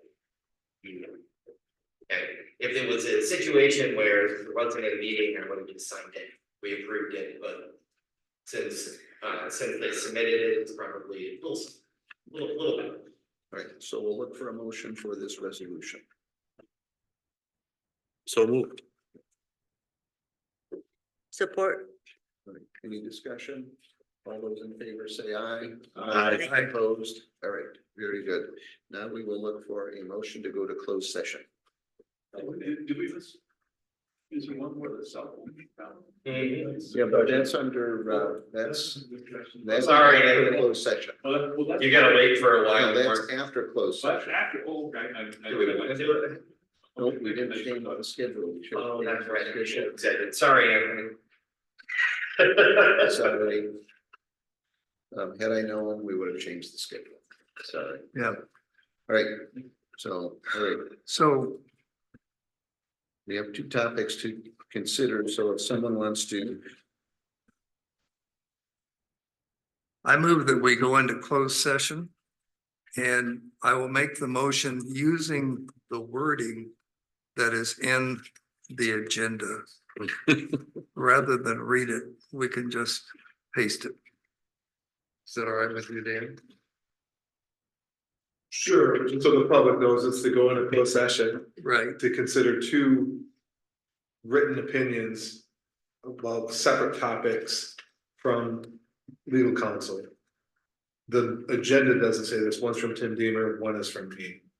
But it's pursuant to section 8(1)(h) of the Open Meetings Act. Number 13(1)(g). but that's what it's gonna say, right? Correct, I just want to make sure that everybody understands this, so it doesn't seem like you're trying to hide it. Oh, okay. right, Support. all right, discussion. All right, We this need we roll have to do roll. Yes. Mr. DeHaan, Yes. Mr. Spoolhoff, Yes. Mr. Jones, Mr. Deputy or Treasurer Stegler. Yes.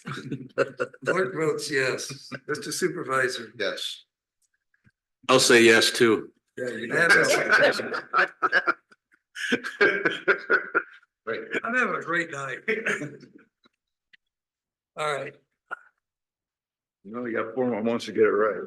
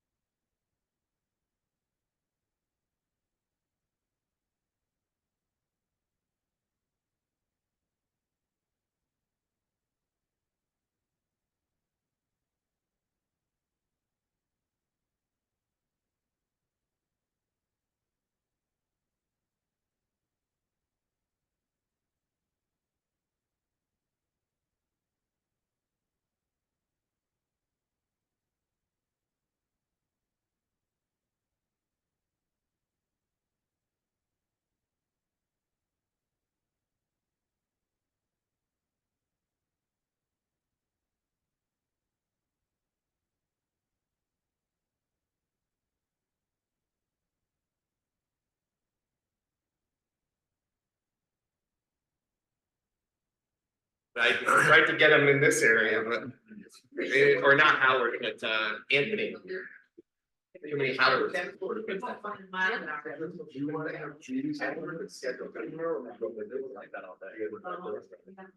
Oh, did he already sign it? Yeah, I just, thanks.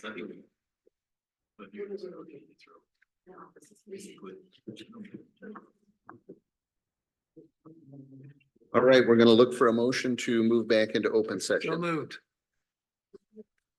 Support. All right, all those in favor say aye. Aye. Opposed? All right, now we're gonna move on to, thank you for being patient. Cell tower lease agreement. So you've had a chance to look at it. We have, I don't know your last name, Anthony, if you want to come up and answer questions or make any comments. Real quick, Mr. Chair, Board of Trustees, the location of the cell phone tower is at Ransom Park. This one would cover most of the lake shore area and improve that service along there. Quickly, terms of the deal, $800 a month, I believe. 10% increase each term. Terms are 5 years. They're looking for a 50 by 50 plot of land. Site plan has not been kind of worked out. Would need, before we would move forward, want to see and hear from the board prior to going through site plan approval and all the planning commission stuff.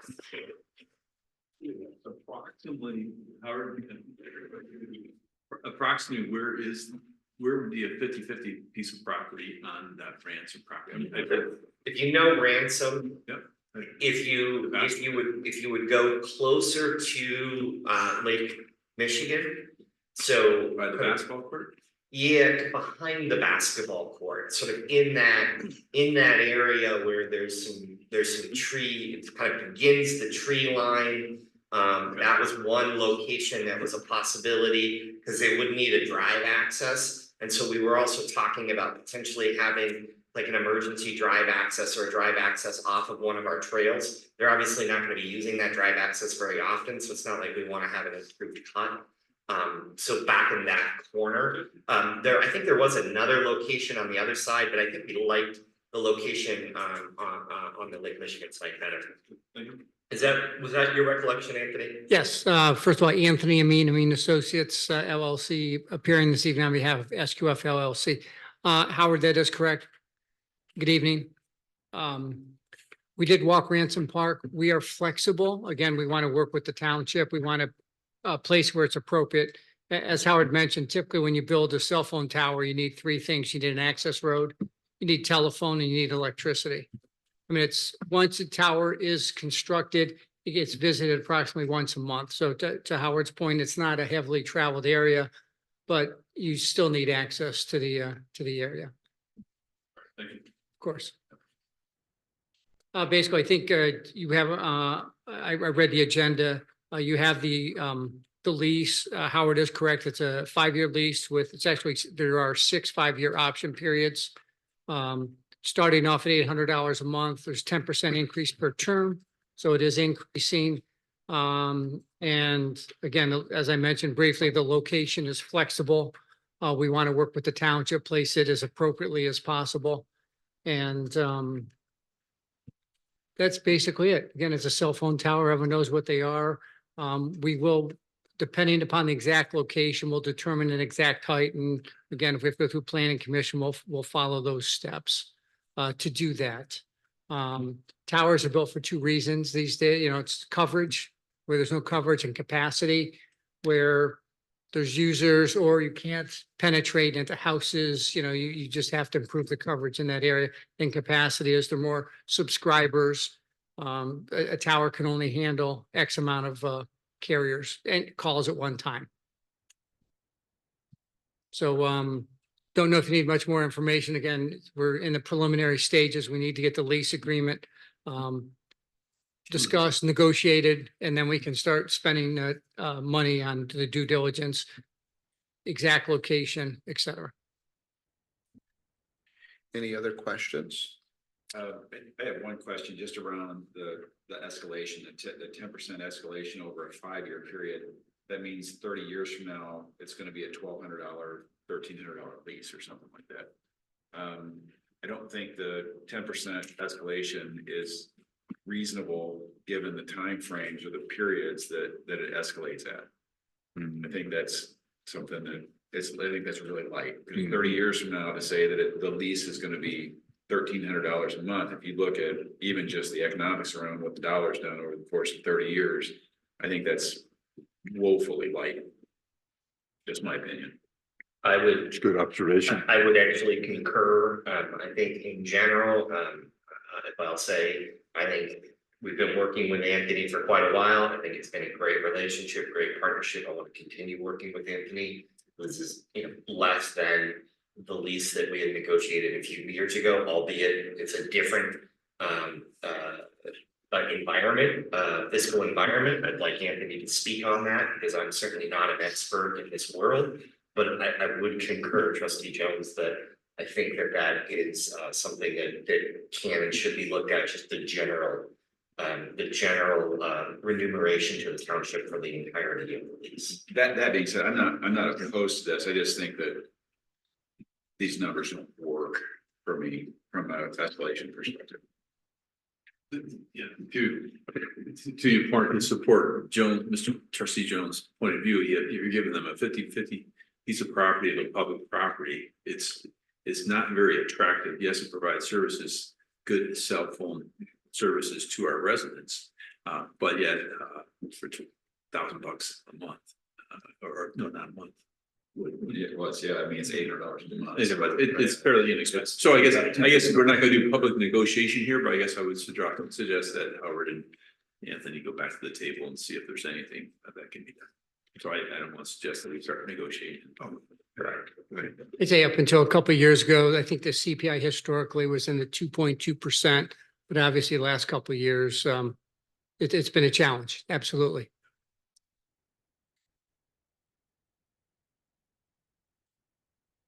How tall is that tower?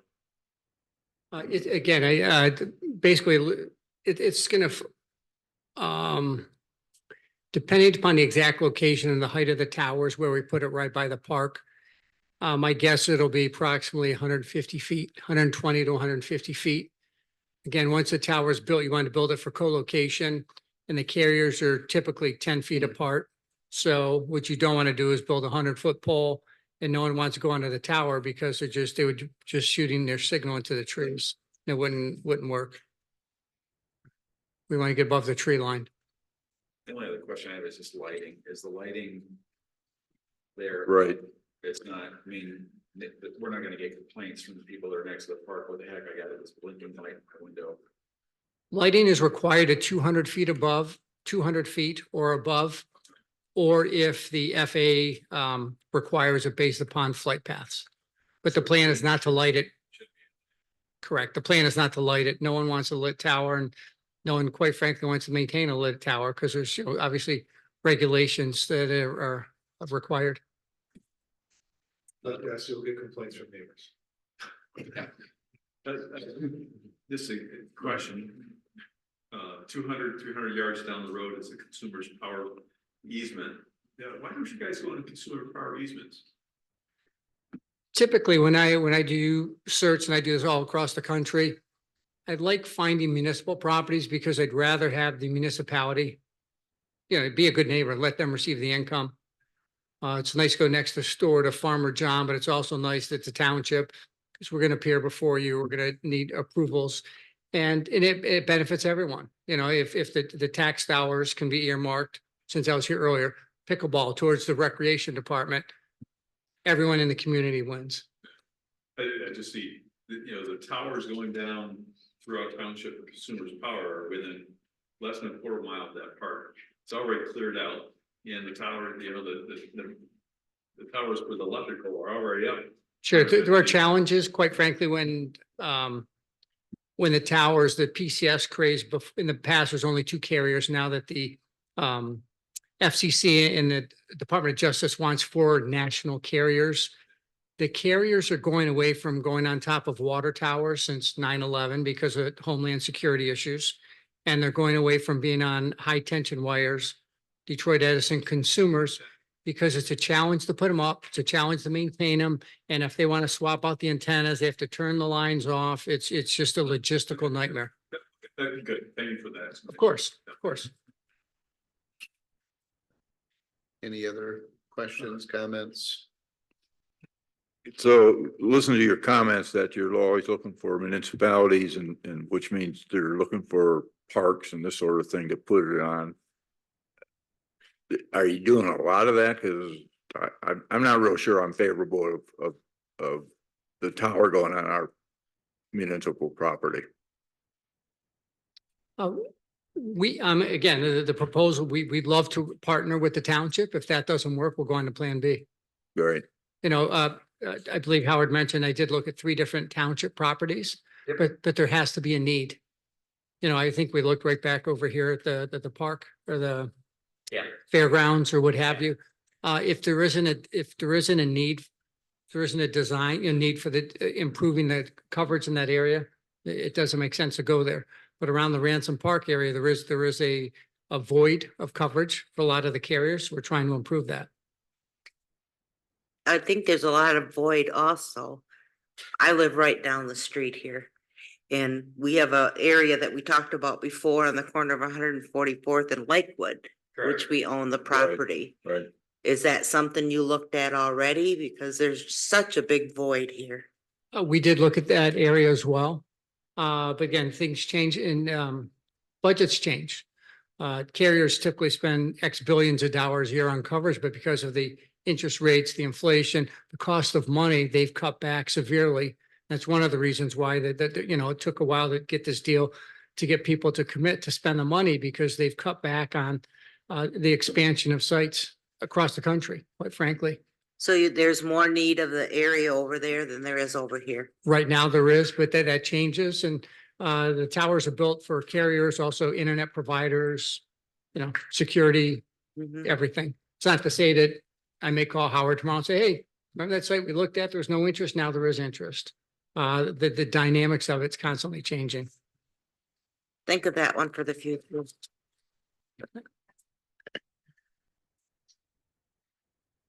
Any other questions, comments, discussion? Are we looking for a motion of approval on this tonight, or how are we, is this just for consideration at this point?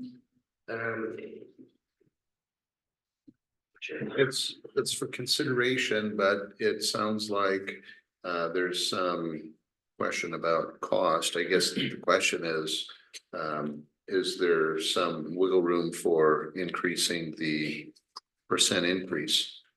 Escalation. Absolutely. I can take it back to my client. Is there a way we can do like the CPI for each year for 5 years and look at it, you know, that way? Why don't we do this? Is there general consensus that we would certainly consider a phone tower? Yes. Okay, other than maybe trustee DeHaan. So if there's general consensus, why don't I have you work with the manager, see what kind of fee we can come up with and bring it to the board this next month and see what we can agree upon with that. Does that sound reasonable? It sounds reasonable. Would that be okay with you? Of course, of course. Okay. Would there be any reason that additional site development couldn't be done in that time period too, that we actually know exactly where it's gonna go? Because I think, I haven't been out there to look what the impact visually to the neighbors or to other residents and this sort of thing are out there. So I'd kind of like to see that as part of the whole plan. Absolutely. Again, we'll work with the township. If the directive is go back, finalize or try to come up with some type of negotiation, also pinpoint a probable area based upon due diligence. We can do that, understanding that the due diligence of spending tens of thousands of dollars won't be performed until the agreement's signed. Right, he's not asking you to go through the planning commission procedure. He's asking you for and I think that's appropriate, for a basic level site plan that shows a location, shows some improvement, you know, shows where the tower is going to be, that kind of. So I mean, I think that's reasonable, whatever landscaping or, you know, buffer around it, but you're still gonna have a full planning commission process, as you are well aware, to go through, and just so the board is well aware, by state law, that can be limited to a certain amount. We typically ask cell phone providers to pay the fees that are assessed and not go with the state law, what, $1,000 or something like that. Pardon me? There's a fee cap. Isn't there a fee cap on cell phone towers of like $1,000? We typically ask applicants to pay the application fees as though it would be for the township. Sure, if there was an application fee in process, we would follow that. All right, So I'll just be a quiet naysayer just for a moment and say, okay, across the street from the current Ransom Park is a quiet development that's owned by the Hound Cadet Group. It's an open fields, it's away from development, and most likely that group would probably like to have a little extra income.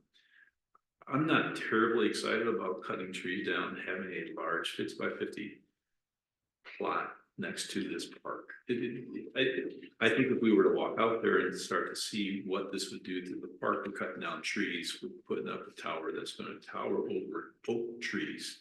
So I'd like to see just a little bit more creativity.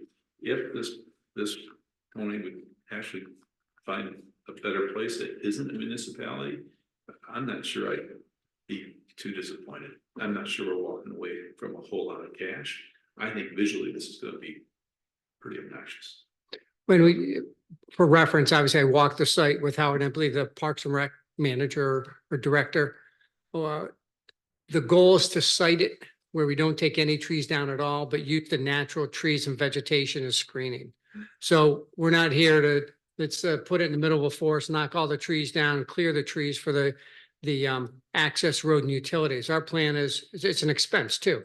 Not, you know, but more importantly, the aesthetics of it. I never want to walk into a planning commission meeting, whether it's township property or private property, and say, well, I'm going to take down 50 trees and I'm going to put my tower right there. We want to use, the goal is to incorporate the natural landscape as it is and utilize that and use it for screening, and just because it's the appropriate thing to do. Because I need to be convinced that this is not an intrusion on a small park. This is not a big park. That's where I'm at. okay. All right, so we'll be looking at this at the next month's meeting then. Good, thank you. Excellent. Thank you very much for your time this evening. Thank you for waiting for us. Appreciate it. My pleasure. Thank you. All right. Okay, now we're going to move on to discussion B, master plan chapters 3 and 4. Trustee DeHaan, did you want to comment? I can do that if you like. Our community developer is on vacation this week, and our chairman also wasn't able to make it tonight, so you're stuck with me. And I'm going to assume that you read Mika's memo that briefly outlines the changes that were made on chapter 3 and 4. In your book that you've got, everybody's got their copy of the plan. I did have Brian give us bigger copies of the land use map for you to take. And with that, I'm just gonna open it up to if there's any questions. I think it's pretty straightforward in terms of how Mika has outlined it. I think the minor adjustments that were made in the commercial area, I think you know where those are at. It's by Butternut, by the across the street from the development over there, which is Family Foods and this sort of thing on 144 and Butternut. Really a minor addition to commercial. Addition to that was the minor addition to commercial was really where the old township building was, which is now our maintenance building, property to to the east of that was converted to commercial. Obviously, merging single family and middle duplexes into that allows us to have various different home bit more than just single family dwellings in a residential R1 district, which should help us expand housing by allowing duplexes. Most of you are familiar with a lot of subdivisions, developments have duplexes on the front end, and then there's single family houses. And then if you get way in the back, the big houses are back there. It's not common. That's not common here in central Michigan, or I'm sorry, in Holland. But the other big thing is, you know, is we've talked about all infill. So we're really saying that anything north of James Street is all farmland preservation. And we're really not encouraging development there. And that happens because we're really restricting the infrastructure of sewer, but not necessarily water. So when we talk about earlier increased capacity that's necessary, we would have the capability to expand water into that northern area. So we just, and as we well know, we talked about it just in the last one, that the development that's going in on North James Street, just west of 168, we're going to move water, extend water that's currently on James Street to meet that subdivision.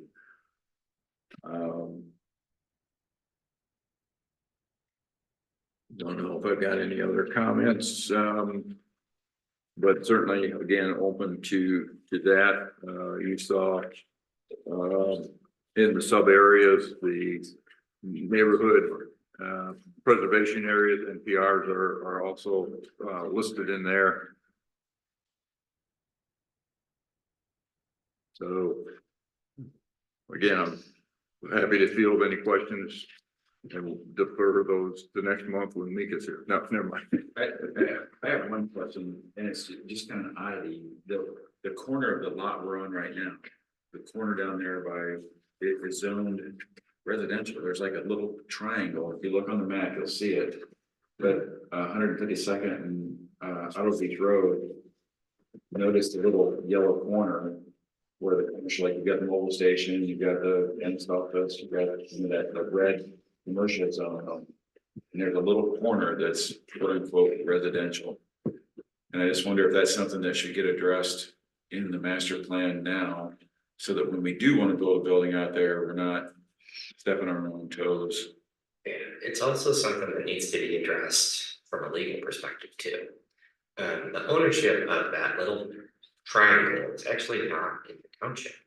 Yeah, that's not our property, is it? That's not our property. That is owned, if I'm not mistaken, Dan, you've got your computer on you if you want to pull up the Ottawa County GIS. If I'm not mistaken, it's owned by the Road Commission.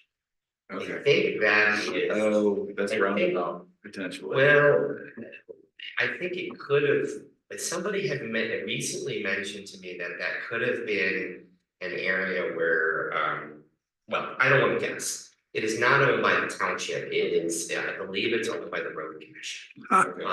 And so, it is something that I have, it is. We need to be aware we can't build on it. We don't know. It is something that I have thought about as we've been looking at this park, that it does need to get resolved.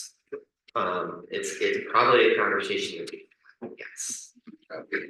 We can follow up with that. I'm not sure exactly what you're talking about. I'll just follow up. Tiny little piece right there. See that? It's right on the corner. It's a berm. It's a berm that used to be out there when the old airport was there. It was the end of the runway, and there was a berm there that designated the end of the runway. And I don't know why that tiny little piece was carved out, but it was. I believe there's a picnic table sitting there. Yeah. Interesting. Is it Ottawa County Road Commission? I could not pull up the Ottawa County GIS. Brian, would you please pull it up? I got it. It's broken. It is road commission? Yeah, it wouldn't open for me on my computer. I just want to reinforce what I said last month about, we talk about infill and about, taking property and higher density or, filling up. I just think also the master plan has to talk about preservation of homes that are here already. And you and I drive by homes all week long that are tired out, tuckered out, and we want people to age in place. And so I think that has to be part of our strategy. Now, we don't have a solution for it, but I think we have to look out abroad, saying, okay, this Highland City using home court, as an example, home court helps people maintain their homes. Folks are getting older, they need a new roof. They can't, some folks on fixed income can't spend $25,000 on a new roof. Well, Highland City has programs to help people age in place, replace their home, keep their homes upgraded. I think that has to be a strategy in partnership with private and nonprofit money. We have to have a strategy to help folks keep their homes up to snuff. Because we're gonna keep on pricing people out and force them out of their homes because they can't maintain. So I think we have to be creative on how we do infill, yes, preservation also. So. Okay. Wait, any other comments?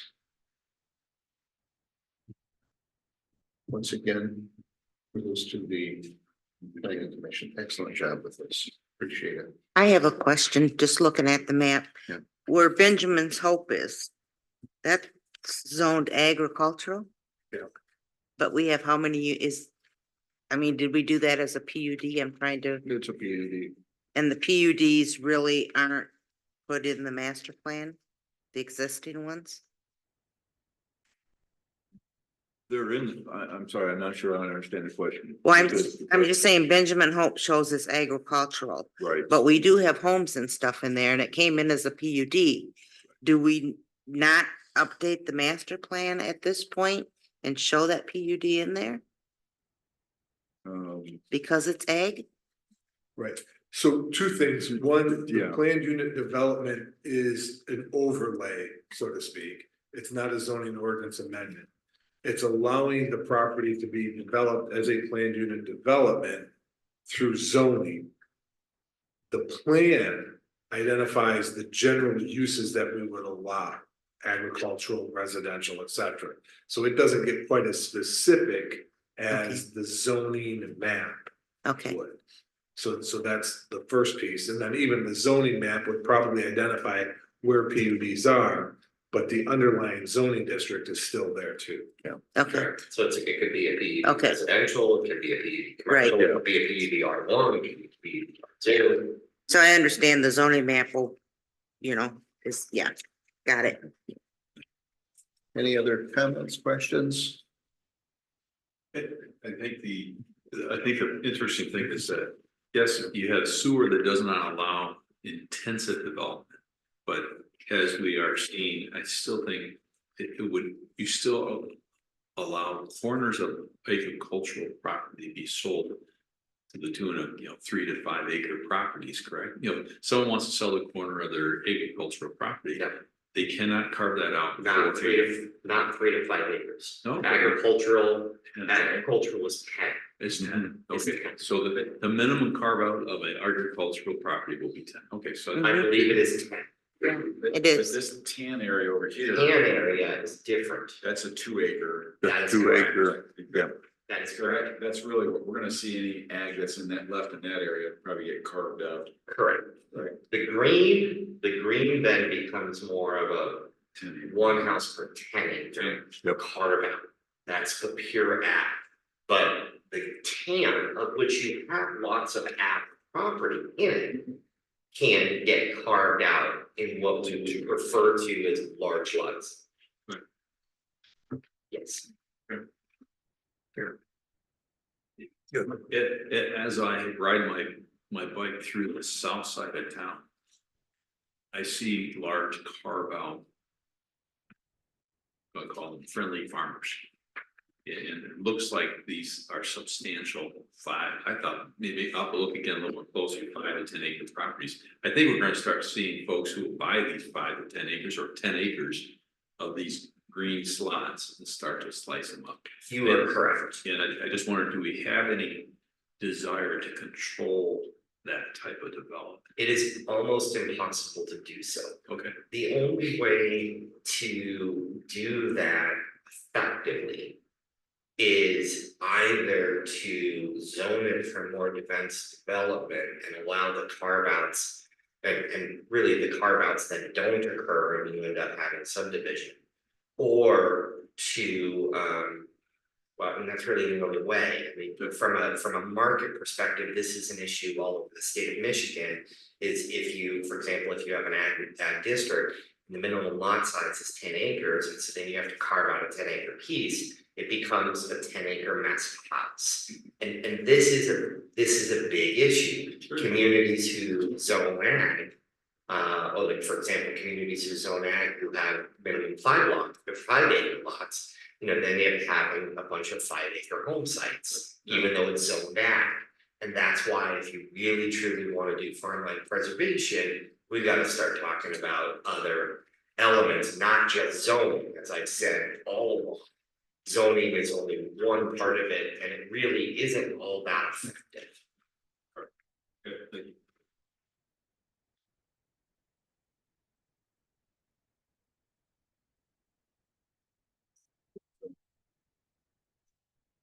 Yep. Did a great job. Any other comments? All right. Thank you all. Thank you. All right, now we're gonna move on to letter C.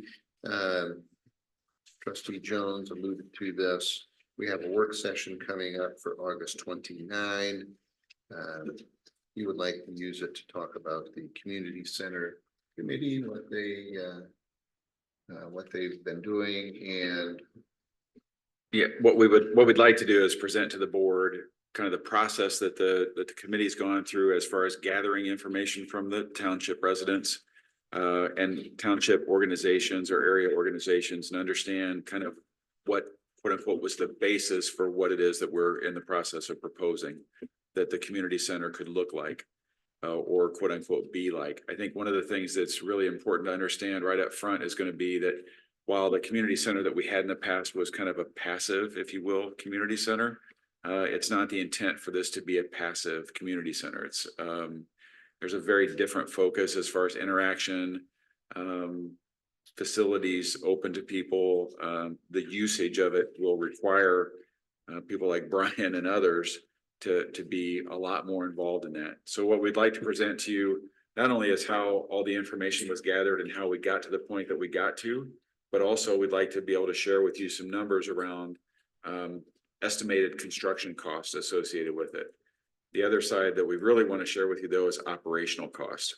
It's one thing to build something, but what's it going to cost us to operate this thing, especially if we're talking about quote unquote what was relatively passive to now something that's very active and interactive. What's that going to require? What's that going to take? What's that staff going to look like? The numbers that are being put together and worked on right now basically are broken down into each function, if you will, of the quote unquote proposed community center. What would the operational cost be associated with that? If we say we're going to have quote unquote meeting rooms, then what would be the overhead required in operation of those things? If we say that we're going to have a basketball court, what would be the operational costs associated with that? If you know all the different features and functions, trying to get insight for the board to be able to look back at that and say, okay, that thing would be a nice thing to have, but is it something that we can afford to have long term after it's constructed? The concern, it's not really a concern, it's just in order for us to present this, it's going to take time to do it. We didn't want to do it in a meeting like this because we would dominate the entire meeting. But yet it needs to be done. And from a timing perspective, we would like to, and it's scheduled right now, that we would be going back to the public and finding, if you will, or sharing what we've found through all of these studies and all these other things and kind of what that looks like from a building plan point of view in the mid-September timeframe after we have our September meeting. So from a timing point of view, we would be looking at August 29th as our work session. Show everything that we've got, have open discussion around it, make sure that there's clarity around that. We would have a following board meeting if there was any further discussion that needed to happen before we go to the public and say, hey, this is kind of where we're at. This is what we've learned. This is where we're at from a proposal point of view. We did not want to go and propose or to the community without having some board knowledge of what we're doing beforehand. So that's my request. Can we use the August 29th meeting? It's really going to be important for everybody to be there. I know those are not easy to always attend, but it's gonna really be important based on the work that's been done and being able to share that effectively. So we will plan on it. All right. I just do want to point out, I think that's Labor Day weekend. Oh, is it really? It's Or is the it Thursday before Labor Day? Yeah, the Okay. Thursday. I just want to, yeah. people are gonna leave So, town. I just want a heads up. so then I don't know if I'm allowed to ask, is there a better day? Well, I guess who can not be there on Thursday? I guess we don't be there, yeah. Okay. Just want a heads up for Right. everybody. No, it's good out there. Very valid. Okay. Cause I leave on the first. September. Okay. So, That'd be much appreciated. I'll share that with the group. All right, very good. Thank you. Thank you. All right, now we're gonna move on to the manager's report. Yeah, so I sent out a midweek update, so just a few quick items. One is we're still working on getting some pricing on sprinkling out at the park. It's gonna be a decent size expense. I'll talk with Supervisor Gerard about that. As to whether or not that should come in front of you all or not. You did approve striping and seal coating, still working on some of those bids as well. There will be some small modifications to the trail system out on the site.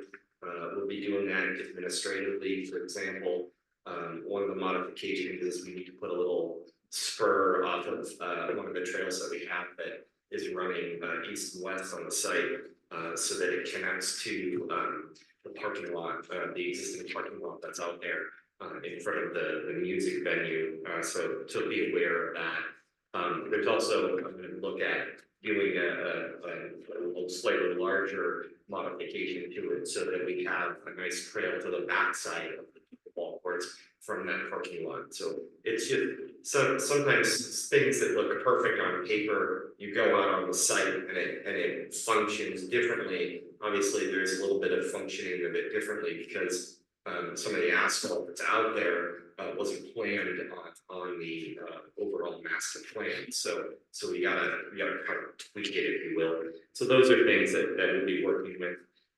You heard the Veterans Plaza. Just know that there is kind of a whole nother element of the Veterans Plaza that we really need to start talking about, and that is how do we integrate the veterans concept within our park, and what's that material look like? What's that signage look like? What's that story look like? That is not something that Brian and I are qualified to do. Could we do it? Yes. Could we create content and signage? Of course, but it's not going to be at the level that we want. And so earlier tonight, I talked about bringing in like Valerie Van Hees to work on that. I kind of think that might be something that the township wants to take on, even though it's related to the Veterans Plaza, because much of that is going to be within our trail system, if that is a concept that you want. And I really don't have the comfort level or the expertise to know how to write that content and create something that's interactive in a way that really jumps out at us, like things like at the Pump House Museum or the display that exists at the marina on the north side. So that would be something that will come to the board in future meetings. And then lastly, if I can just comment on that one item, I think you have enough on your plate that this could be a 2 or 3 year out issue. Yeah. I just don't think that's a priority. I would put that on the sideline for a while. I get the memorial off, see how people are using it, but don't commit to anything on the trails yet. Let's see how people use the trails. but we don't need to be the creative part of this veterans solution. So you got enough on your plate, so I don't suggest spending a dime on this until this Veterans Memorial is done, installed, and we got a little history. But it's a great idea, put it on the 2026 plan, but not now. That's my opinion, that's one of 7, so. Yeah, well, just allow me a brief rebuttal. Sure. We're putting together something that's going to have significant meaning. And I have the greatest of regard for the VFW and those guys, but they're not designers either. And if that's going to be a vital part, or at least a good part of our park, I want to make sure that, kind of like those drawings we saw, that when you walk into it, you're feeling the impact of where you are and what it is. And I love those old gentlemen. I should say that they're probably younger than me.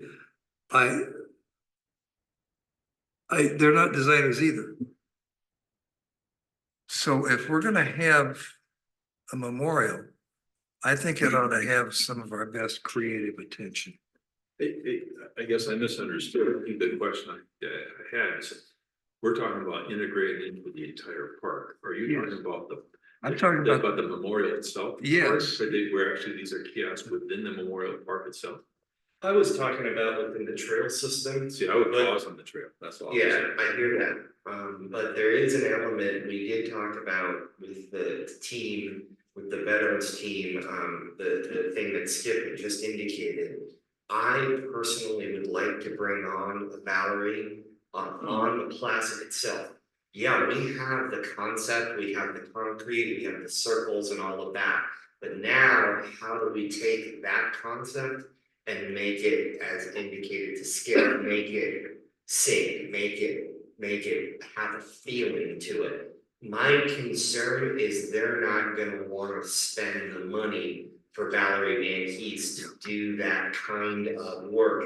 I was specifically talking about the trails, so you are correct. Yeah. Skip is actually saying something that I didn't even bring up, but it is something that we talked about. So I think it's something that you all probably need to just ponder. If we as a community put $25,000-$30,000 of design work into this to make sure that we're not necessarily paying for the construction, but that whatever we build out there or ends up getting built out there is something that we all can say, hey, that has a feel to it that has an impact, if that makes sense. I think Skip makes a really good point.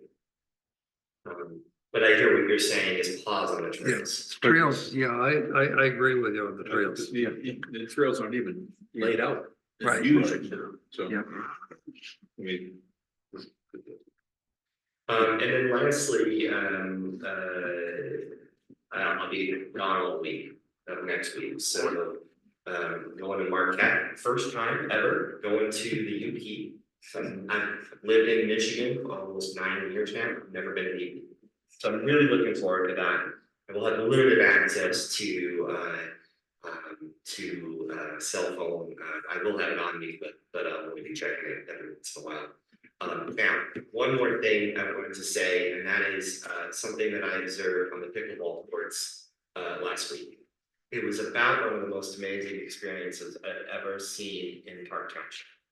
I've never in my 8 years or 9 years seen that many high school kids at one of our parks. Chad and I went out there to ensure that the lights turned off at 10 o'clock. And so we and I went out there a few nights ago, and we came up and there was probably 40 or 50 kids out there, high school kids, football kids, basketball kids, playing pickleball.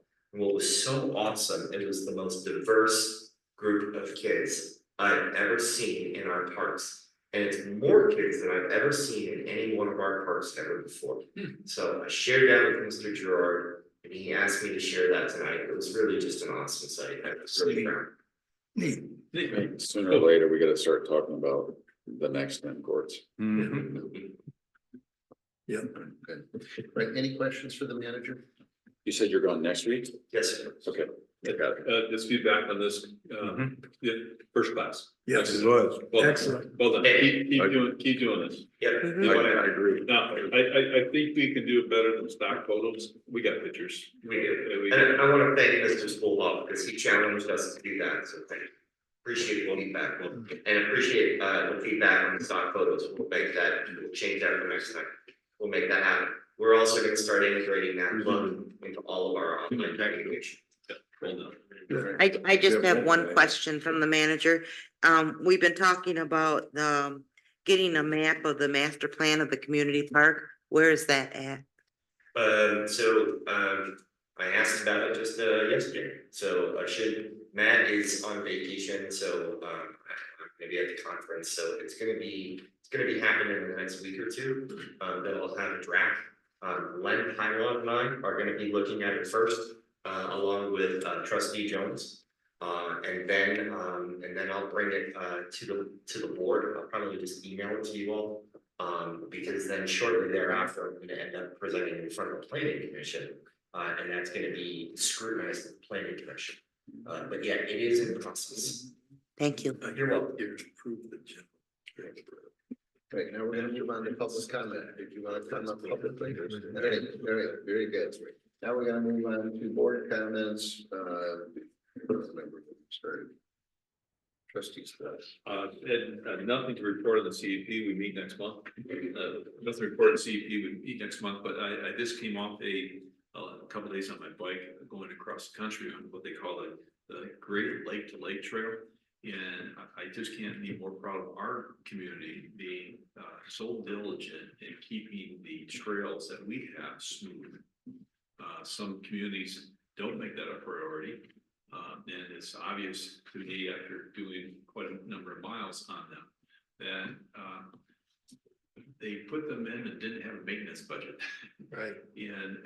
But also the ones that are done well are well used. And I think that's really reflective of what we have here in our township. Because they're well maintained, people come use them. I tell you, the ones that were not well used are well maintained, were not heavily used. So hats off to the team, hats off to our community supporting this bike village. We walk our talk about putting our money where our mouth is. We're going to keep maintaining these paths, and I just say, yeah, well done, Park Township. I'm good. Right. We met, the airport authority met on Monday.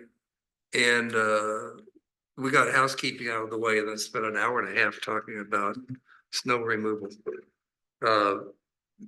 We're getting bids on buying a plow, on leasing trucks, and doing everything we can to keep our snow removal to what FCC calls the level 3, which is make sure that planes can land and stop throughout the winter. Right now, we're way behind the curve.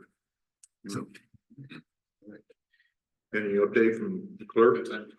Any update from how many ballots are in or anything? And I just read a text from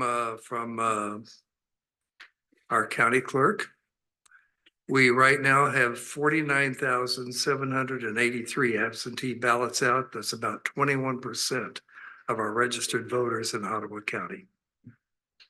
What do you mean out? They have been mailed out and have come back in. Oh. So turnout is going to be countywide. Turnout is going to be huge. And we usually have better turnout than the county. Wow, good. So Howard, just, or let's get. Clerk said. So you're saying that 49,000 people have returned their ballots already? It's not out, returned them. Wow, that's impressive. Wow. Vote early, vote often, right? No, I mean, vote early. He was only kidding, guys. We'll give you all the applications you want, but you only get one vote. Almost done. Vote absentee, vote early, and vote on the day. Let's get the meeting done and then you can talk. Trustee DeHaan.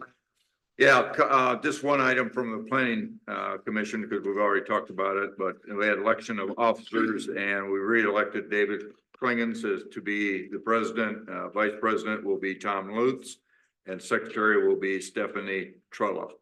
And the BZ liaison continues to be Dennis Eads. Jackie Beck is normally here, just to, if you haven't seen it, just a little bit of input from her. She was selected to be one of 10 candidates to have a permanent addition to the art here in Holland. She painted a thing called Eastern Blue Squirrel, and it was in the paper, and so she's been kind of celebrated as a result of that, and been given an award and all that. So anyway, it's all part of the Ottawa County and Holland Area Arts Council that did that for her. Then there was an article in the Sentinel on July 12th, just a couple of days ago. Maybe you saw it, but the city council accepted the Saugatuck's Planning Commission recommendation to cap the total STRs in the city of Saugatuck to 20% in all the R1 districts. So there are 6 districts in the city, and so all of them have been restricted now to 20%.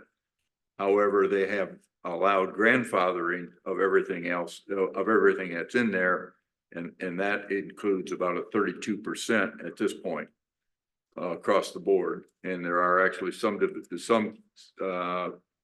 districts that are as high as 38%.